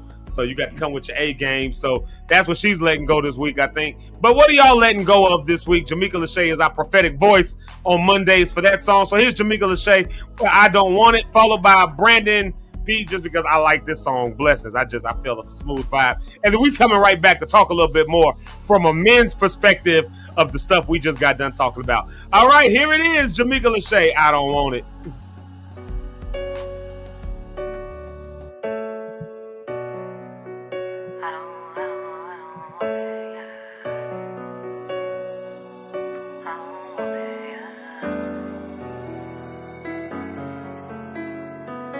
Stand up, never lay down. Used to see us in the back, we in the front now. They tried, we did. Stepping up, no chill, I'm about to go in. Steady dancing in the clouds, got Abba walking mouse, talking handshakes, smiles for the big win. Almost on the reach in, trying to put their bid in, hoping they can slide just a piece in. But this ain't for the weak, for the hearts wanna sleep. Put a guard on your piece, gotta stand in your sleep. Take a breath and be meek, gotta take it from me. No one can do you like you do it. Be fluent in you, that's a movement. Stay focused on you, it's not selfish, it's true. It is only to you that you prove it. If I can't feel no love, I don't want it, yeah. If you can't feel these voids, I don't want it, yeah. If it don't bring me joy, I don't want it, yeah. I don't want it, I don't want it, yeah. People used to talk how me could falling off, now they looking for my corner. Red Bull on the backtrack, I ain't cutting no slack, it's a new order. Say my team is really strong now. Kingdom coming like the song now. Guaranteed on this walk, you will believe, but it's word, it's the creed, and my faith equals free. No one can do you like you do it. Be fluent in you, that's a movement. Stay focused on you, it's not selfish, it's true. It is only to you that you prove it. It is only through him that you prove it. It is only through him that you prove. If I can't feel no love, I don't want it, yeah. If you can't feel these voids, I don't want it, yeah. If it don't bring me joy, I don't want it, yeah. I don't want it, I don't want it, yeah. Entangled entrapments, the pressures of being down. Transcendent traps and dead bodies have turned to clouds. Depression's a trophy for Gen Z, and socials will kill you with envy, fabricating the line through the enemy. My state, it is altered and change has occurred. Intention is heavy on serving this word. My being has meaning, no love lost, I mean it. I'm good, love, believe me, that's you, I don't think. If I can't feel no love, I don't want it, yeah. If you can't feel these voids, I don't want it, yeah. If it don't bring me joy, I don't want it, yeah. I don't want it, I don't want it, yeah. If I can't feel no love,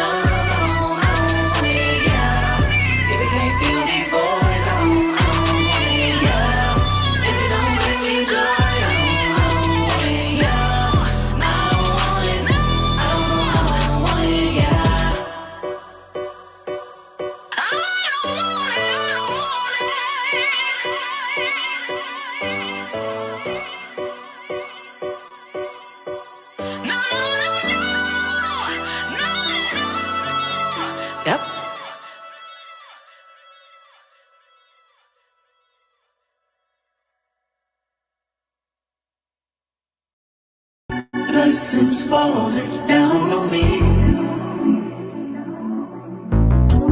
It keeps bringing me joy. Each blessing I receive, it keeps bringing me joy. Yeah, okay. Blessing to coming in front of me. Coming in front. I'm in the cup with a bag on me. How you feel? Like I got my piece in this heavenly?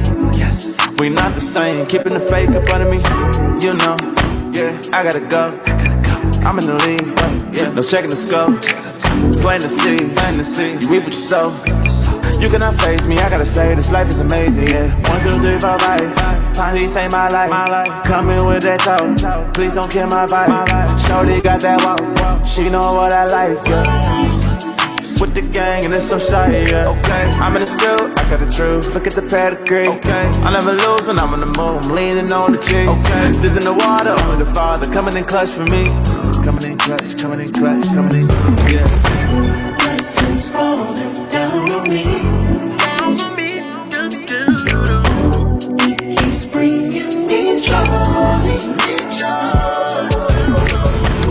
Each blessing I receive.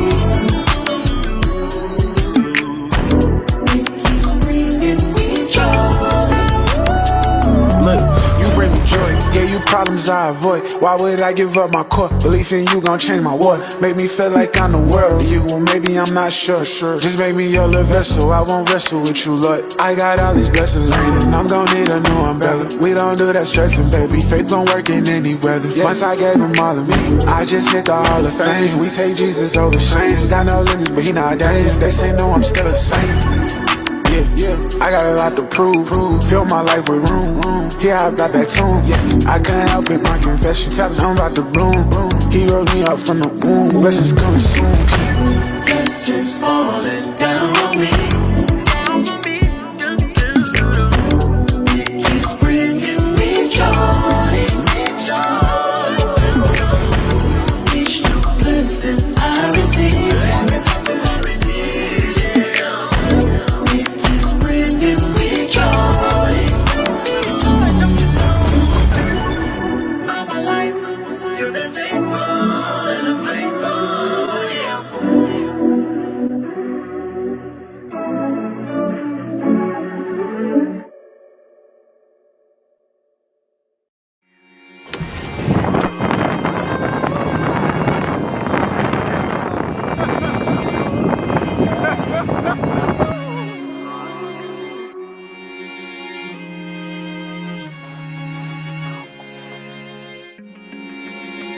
And we're back. Man, if y'all feeling blessed this morning, go ahead and say yeah. If you're feeling blessed this morning, go ahead and let the world know. Let the world know you're feeling blessed. Yeah, let the world know you're feeling blessed. Hey, you're locked in with Zeke live in the morning. It's a great way to start your day. We're here. We've just had Rhonda on the Rocks with us. If you're blessed, just say yeah real quick. Just let the people know you're blessed. And even if you don't feel blessed, go ahead and type yeah, because you are blessed, because you're here with Zeke live in the morning, and it's a blessing to be here. So it's a blessing. It's a blessing. But have you subscribed? Have you subscribed on YouTube? Have you followed on Facebook? I haven't even checked to see how far we are away from our goal. But at 100, we're gonna have a 100. We're gonna have a a whole kickback. We're gonna do a whole thing. So make sure that you are subscribed and all the stuff. Make sure you're subscribed and all the things. Let's get Rich and Eric back to the stage real quick. Hold on a second. I think I'm going to lose myself. But if I do, I'll be right back. Told you I was going to lose myself. I told you I was going to happen. Let's get Rich and Eric back on the stage. Here's past star Rich Holmes and the great Eric Rideout. Hey, y'all. How y'all feeling? Y'all feeling way up? Look at that. Let that beat rap over there. Look at that. Hey.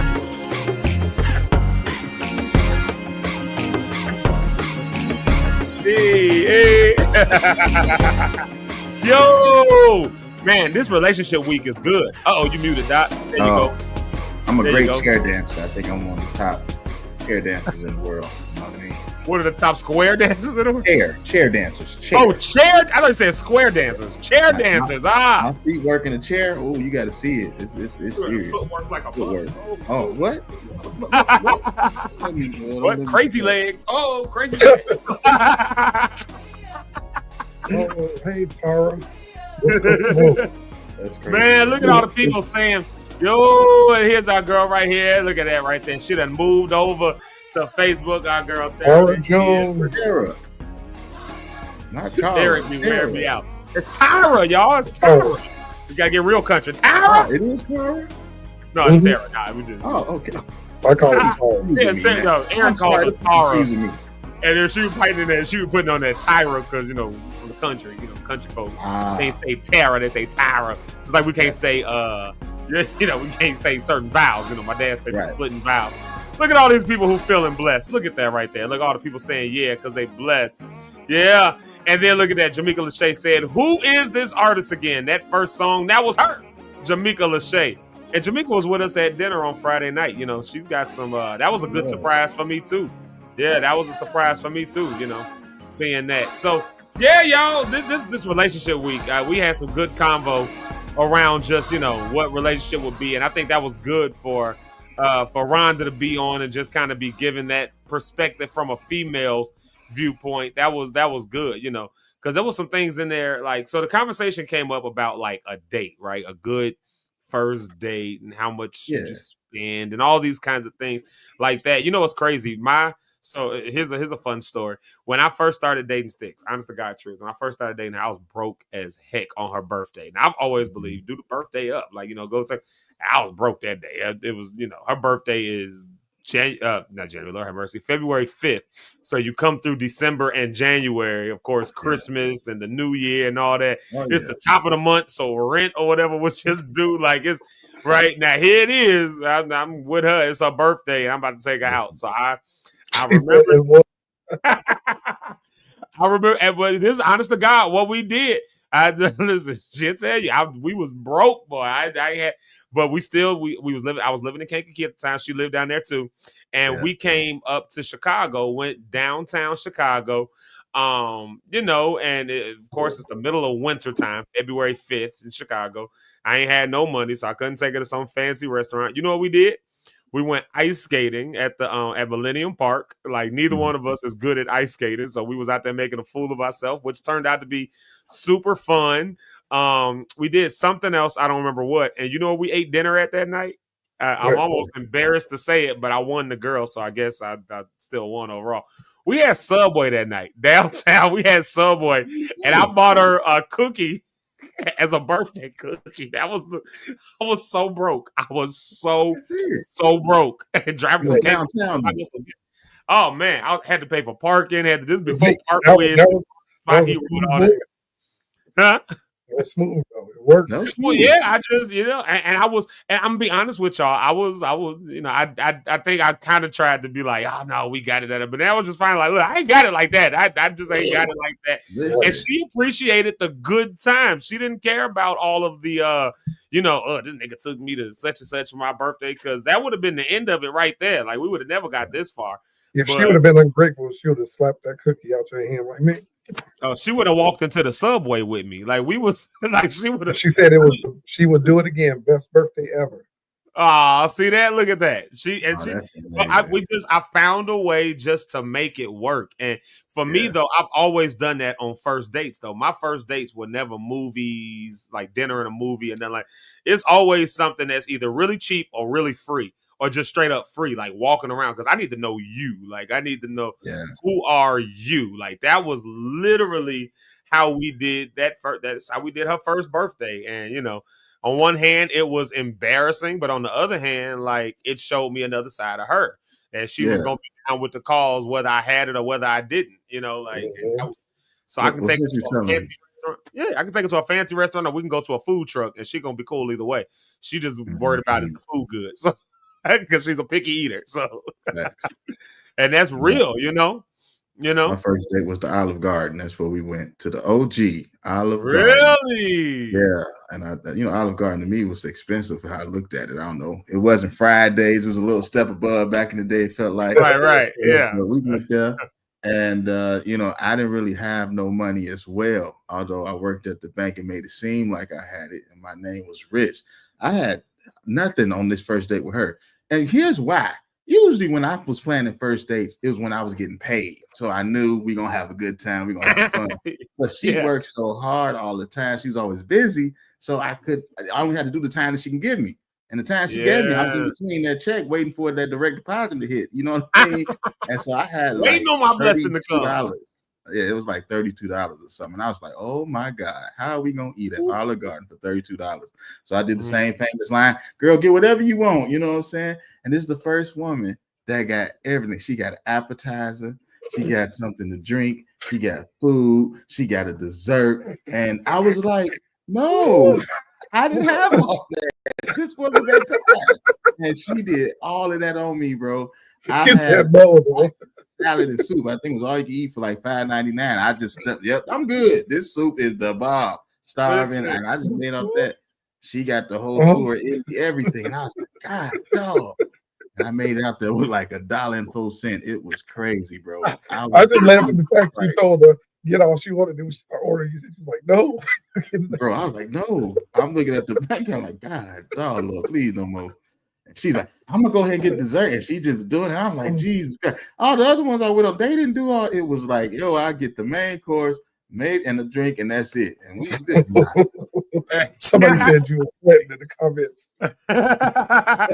John said you were sweating. I had water with lemonade and put some sugar. I said, girl, let me show you something. Put some water, had the lemonade squeeze. Give me a couple of lemons. Squeeze the lemonade in there. Give me some sugar. Had the package of sugar. That's lemonade right there, baby. Oh, lemonade, yeah, baby.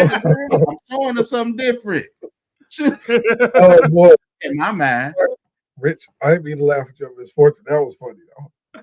The fact that you said you told her order what you want to start. You like, wait, it's like no. No, wait, hold on. I wasn't ready because she got the appetizer.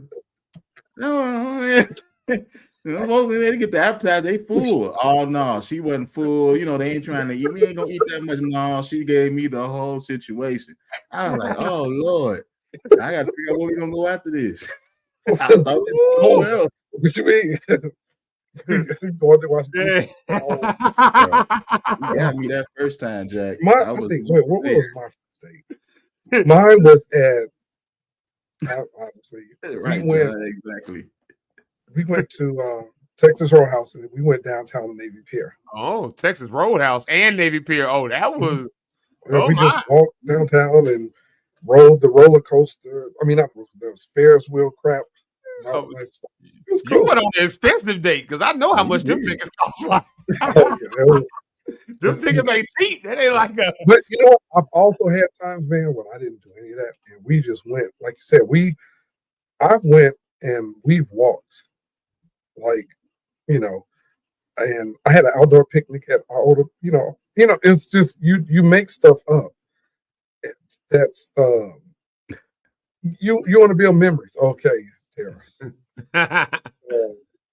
Tara, you know, but you know you want to make memories, and I think certain things, you know, those little things, it's not the big stuff, you know. Just like both of you all know, if you come home rich with one rose and a teddy bear, your wife's like, "Oh my God!" They get out, you know, it's thought. Women pay attention to thought. Yeah, you know, it's like that. And Rich, thank you for that laugh. So that was real. That guy's real, yeah. Like on Netflix and chill. No, we ended up going to a pool hall. Come on, somebody, you got to find ways to make things happen. And I went to the pool hall and we played pool because I was able to scrape up another $10. Praise Jehovah. And listen, that I don't think ladies know the pressure on that first date that be going through your head. About trying because really honestly in our head, and I think what JR said it when he said like we put all this unnecessary pressure on ourselves for these date things when it's really just supposed to be about having a good time getting to know somebody. True. But I do think that we have ended up in this world where it's I expect this. Like I like when you get women who's like, I expect this on the first date. Like, because if you can't afford to take me to such and such, then you can't afford to have me. And it becomes this thing where it's like, so now I got to just show you how much money I got on the first date. But I like you. I like your personality. I like who you are. That's why I asked you on a date. That's why we did all of that. But I also hear this other chatter from all these other women that all saying is got to be this way on the first date. And so then when you go on that first date, you try to go to the nicest place you can afford, like a Olive Garden or something like that. The nicest place you can afford. And then, but still in your head, like, I'm 20 something years old or early 30s. I ain't got money like that. I just got into my career. But I got to prove to you that I got that in order to take care of you. When the reality is, it seemed like the ones who end up winning are the ones who end up with these women who are like, no, just show me who you are. I don't care about going to no fancy restaurants. I don't care about what you got. Like, what else do you have to offer to the table? And it seemed like those are the relationships that win. I don't know. What do you think? Let me ask you these guys real quick. Did you guys, when y'all, long time ago when y'all dated with, did you guys talk to the women before you went on dates, like maybe a week or so, or was it more or less, hey, I saw you, I got your number, I'm taking you out tomorrow? Like, how did you guys on the situation? It depended on the situation, to be honest. Okay. Yeah. And then I took them to the struggle date place. Went to Applebee's after 9 where the appetizers was half off. Yeah. And just had conversation. Sometimes it was just conversation. Some people you meet instantly, it's like, you vibing. You're like, yeah, we gonna go out. And you plan a date maybe 2 days later. But some people, it depends on how you meet them in passing, maybe. And then you get on the phone and have those conversations. So I think that's cool. Yeah. For me, it was, I don't think I've really ever done, I won't say ever, because there was a season in life before me and my wife started dating. There was a season, like, I don't know if y'all ever remember. So online dating, I did it for a little bit. And it got to be too much. I did the plenty of fish. I did plenty of fish back in the day. It was free service. And I was just like, let's just see what this online thing is about. And when I say the amount of like women that piled in from that, like, it got overwhelming, and I was just like, nah. But I went on a few blind dates. A few of them I don't call them blind dates because we talked a little bit, of course, through the app and all that. We went out, I did maybe 3 or 4 of those, and they were good. But that was the most I'd ever done some kind of a quote unquote blind date where I didn't know the person ahead of time or have some kind of a thing. But even with me and my wife, she was friends with my cousin. Her and my cousin were best friends. That's how we kind of knew each other. We went to school together and stuff. Yeah, my cousin Dana. Yeah, my cousin Dana. Like, make sure everybody knows that she introduced me and Stick. So there you have she makes sure. Wow. But like, she was friends with my cousin, and so I knew her through that. And then Rich, you had wrote a song one time, and Ashley was doing the music video. Announced, "Do you want from me?" Like, and so we did the video for Ashley's project and all that. And, we were talking about what women I could use for a thing.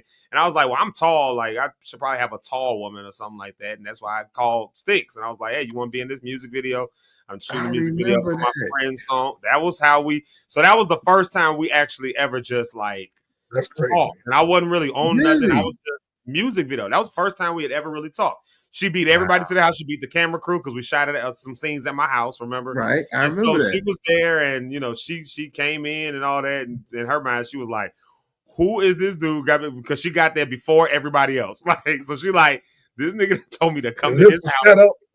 Is this a setup? And I'm still getting ready because she got there a little early, so I'm still getting dressed. So I'm opening the door with like an old dog on, like I got a tank top on. I'm like, and you're like, who is this guy? Of course, my personality ended up taking over. But that was the first time we ever really did a thing. And then I asked her just to go out, just as a thank you. It wasn't really trying to be on no dating or nothing like that. Just as a thank you. We went to Chicago. I picked her up. She was living in Indiana at the time. I picked her up. We went downtown Chicago, and we walked. We walked from the Riverwalk up to Navy Pier around Lake. We literally walked all through downtown just talking. We went like to the Sears Tower or something. We had a restaurant at like Exchequer or something like that. So food at the restaurant Exchequer, so not even a super fancy place. And that was the first time we ever like went out, and it wasn't even totally a date. It was just a thank you. Let me get to know you. And then, that was kind of how that started. So I'll say this much. But by the time we got to her birthday and we were dating, this might be like 2 years later by this time, she already kind of knew my personality. So I didn't have so much to be like, I gotta get her the best of the best. Yeah, there was already some conversation that happened. So I'm an advocate for that personally. Something John Johnson said that's funny. John said, "You have to turn my pockets on. My pockets may not like you, ma'am. So before you start spending a lot, Yeah. I can understand. That's why I think it's very important to having those conversations. For me, I had conversation, and then I made a decision. Do I want to take you on a date? You know what I mean? How much money do I want to spend on this date? Because if I feel you are a person that will appreciate the lesser of things, okay, great. We'll just do this type of thing. Person that feels like, hey, I want to experience something different. I'm always going on a date like this. Okay. You ever been to a basketball game? Girl, I'm gonna take you to the Bulls game. Oh my God. You know what I mean? And then I'll go ahead and invest in that. That may take 2 weeks of conversation. I actually want to spend this time and this money on this woman. I believe she'll appreciate it. I appreciate it, and we'll see how far it goes. But there have been times where I can tell, oh yeah, you going to the local seashell. That's all you getting today. And it's just what it is.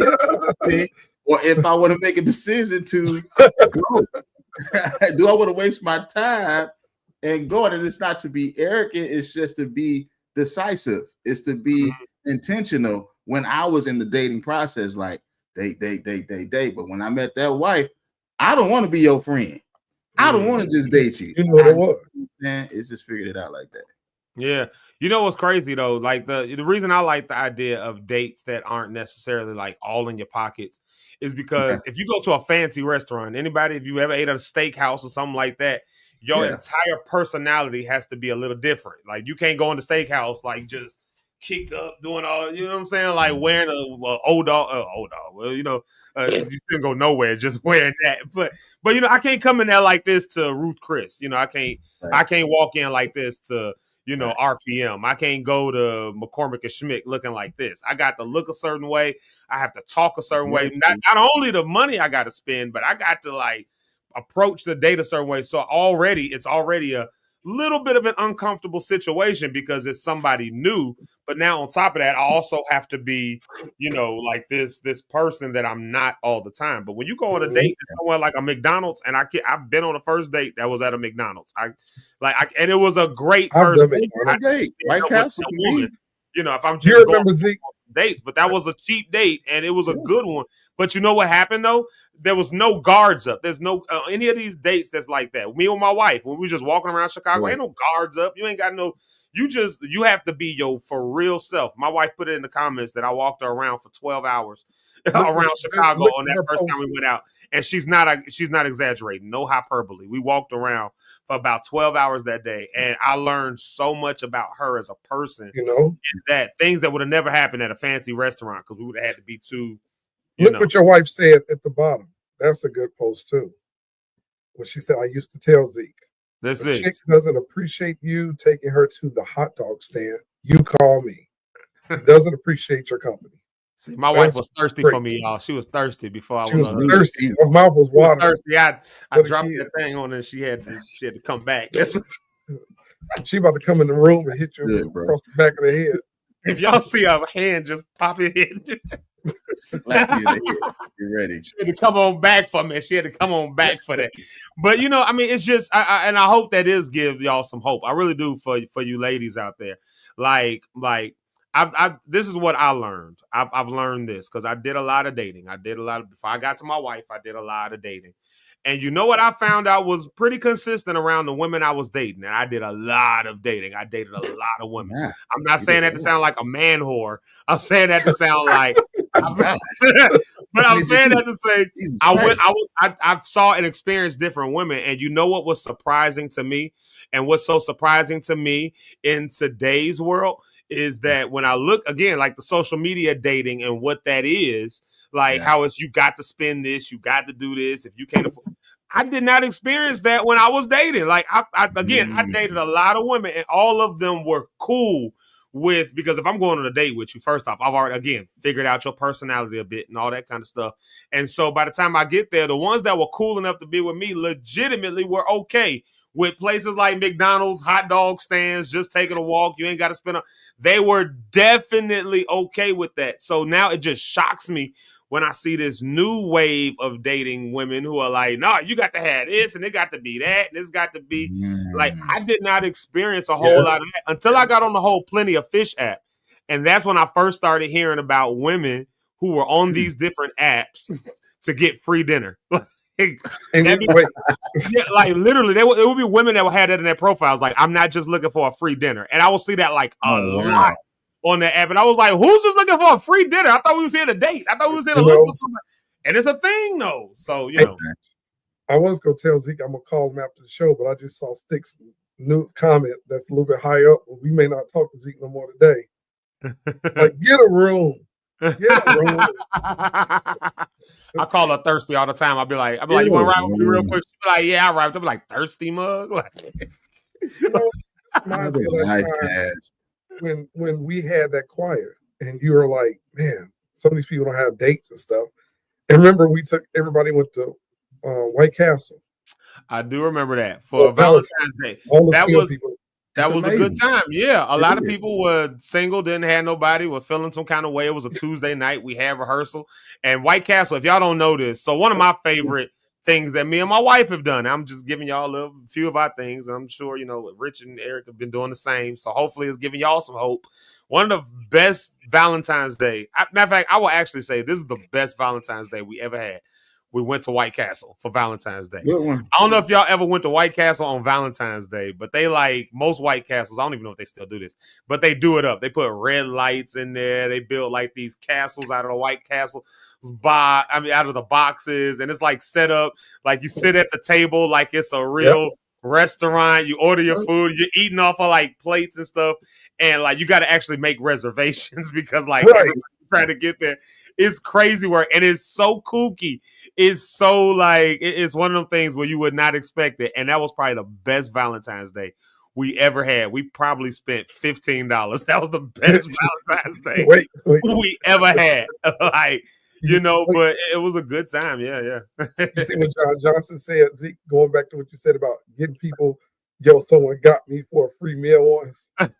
No, it's real though. These women be out there. I just, again, I've not experienced that, but I would liken that almost to a dude who goes and gets the free goodies from the girl. You take her on a good date, you get the goodies, and you never show back up again. You never call her again after you got it. Like getting that free meal is almost the same thing. He got to ask you to come out. He done spent his money. Like he done took you to a nice restaurant because the women who do that typically want to go to a nice restaurant. So, you end up in a situation like Rich, you doing math in your head to do something. So now you eating the soup and salad meal while she getting the best that she want and then never call you back again. That's tough. If she would have did that to me, oh my God, I don't know what I would do. Not knowing the stress. Not knowing the stress that I just went through to pay for this meal. Like, but that's an act of interest. I'm willing to do, Yeah. See, we only got 1 minute left. Yeah, we do. Yeah. Well, man, all that, man, this is getting good because we can keep talking about relationships and we can. This is one of them conversations you can stay on because we've all been there. We've all been there so many times. I think so many times. Some of us maybe have never been on a date before. I don't know. Maybe you've never had a date or something. I don't know. But this is one of those conversations that hopefully is encouraging somebody. And I hope people get encouraged this week. If you're looking, if you're searching, if you're looking to date, if you're looking to marry, maybe you're not looking to get married. You're just looking to get out there and get back up on that old pony again. I don't know. Maybe you just try to. Nope. Nope. I'll get my clothes. Go ahead, Zeke. Put it on me. Go ahead, Eric. Go ahead and close it out, Eric. You got it. I don't know. So everybody. Oh God! Let's do our round table. Go ahead, Eric. The wrong choice of words. Get back up on that old pony again. That's wow. I ain't gonna ride that pony. Right, definitely not. Hey, everybody. Thank you for joining in. Jesus. Appreciate you guys watching this. This is Relationship Week. Tomorrow, we got a special guest coming on. I got to send a Zeke, so I did forget. Our relationship therapist joining on tomorrow. I forgot all about it. But they're going to be here tomorrow to talk about relationships. But hey, share this live, please. Put hearts, put comments, put likes. Just know we're here every morning for you all. We didn't want to get up this morning, but we did. And we did it because of you. And remember that God loves you. Jesus gave all for you, give all for him. And I will hand it to the pastor, Rich Holmes. Hey, Pastor Rich Holmes. Look what you just started with the comments, boy. That's something else I tell you. Listen, people, like I always say, hey, life is choice driven. You will live and die by choices you choose to make. Even in relationships, find out, get an understanding of who you're dating, who you're talking to, who you're connecting yourself with, because there's real stuff going on out here. And I'm going to pray for you. Father God, thank you for this time of coming together. These are believers. Thank you, Lord God, of this even relationship and community, Lord God, because we know you desire partnership. You desire companionship. You said that man should not be alone, and that he who finds a wife finds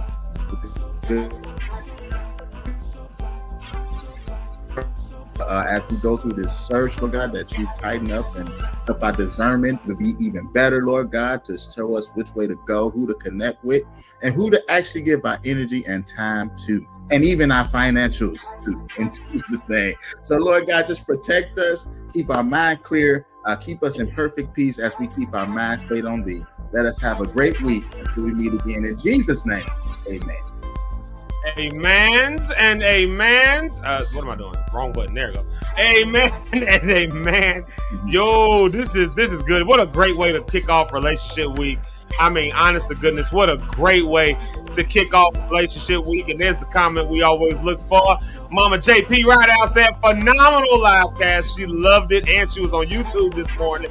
Man, listen, y'all, this week is all about relationships in love, relationships, even in friendships. We're getting off into all of that this week. So make sure you are subscribed. Make sure you are, doing all of the things. Make sure you're doing all the things because we want to hear from you. What have been your relationship stories? And if you're interested in going on a date with Rhonda on the Rocks, then you got to shoot us an email. Shoot us an email at zekelive@gmail.com. Listen, we gave you the stuff, so there you have it. Shoot us an email. Tell us why you would be a good date candidate for Rhonda on the Rocks this Thursday. All expenses are covered, so you go on ahead and just enjoy yourself, just dinner and conversation. It's a simple date, but that means you got to be bringing something. So if you ain't strong enough to bring something, you got to rely on something else. You might. This is where the rubber hits the road. This is where the wheat gets separated from the tare. This is where the goats and the sheep get moved, separated from each other. So we need. You ain't nothing but an old horny goat. Oh, horny goat weed. Oh, boy. What is happening? I'm logging off. What is happening? We talking about stallions. You talking about relationship week. I'm finna go and I gotta go to the office, but I'm gonna go kiss my wife. I'll see y'all later. Peace. Y'all be back tomorrow.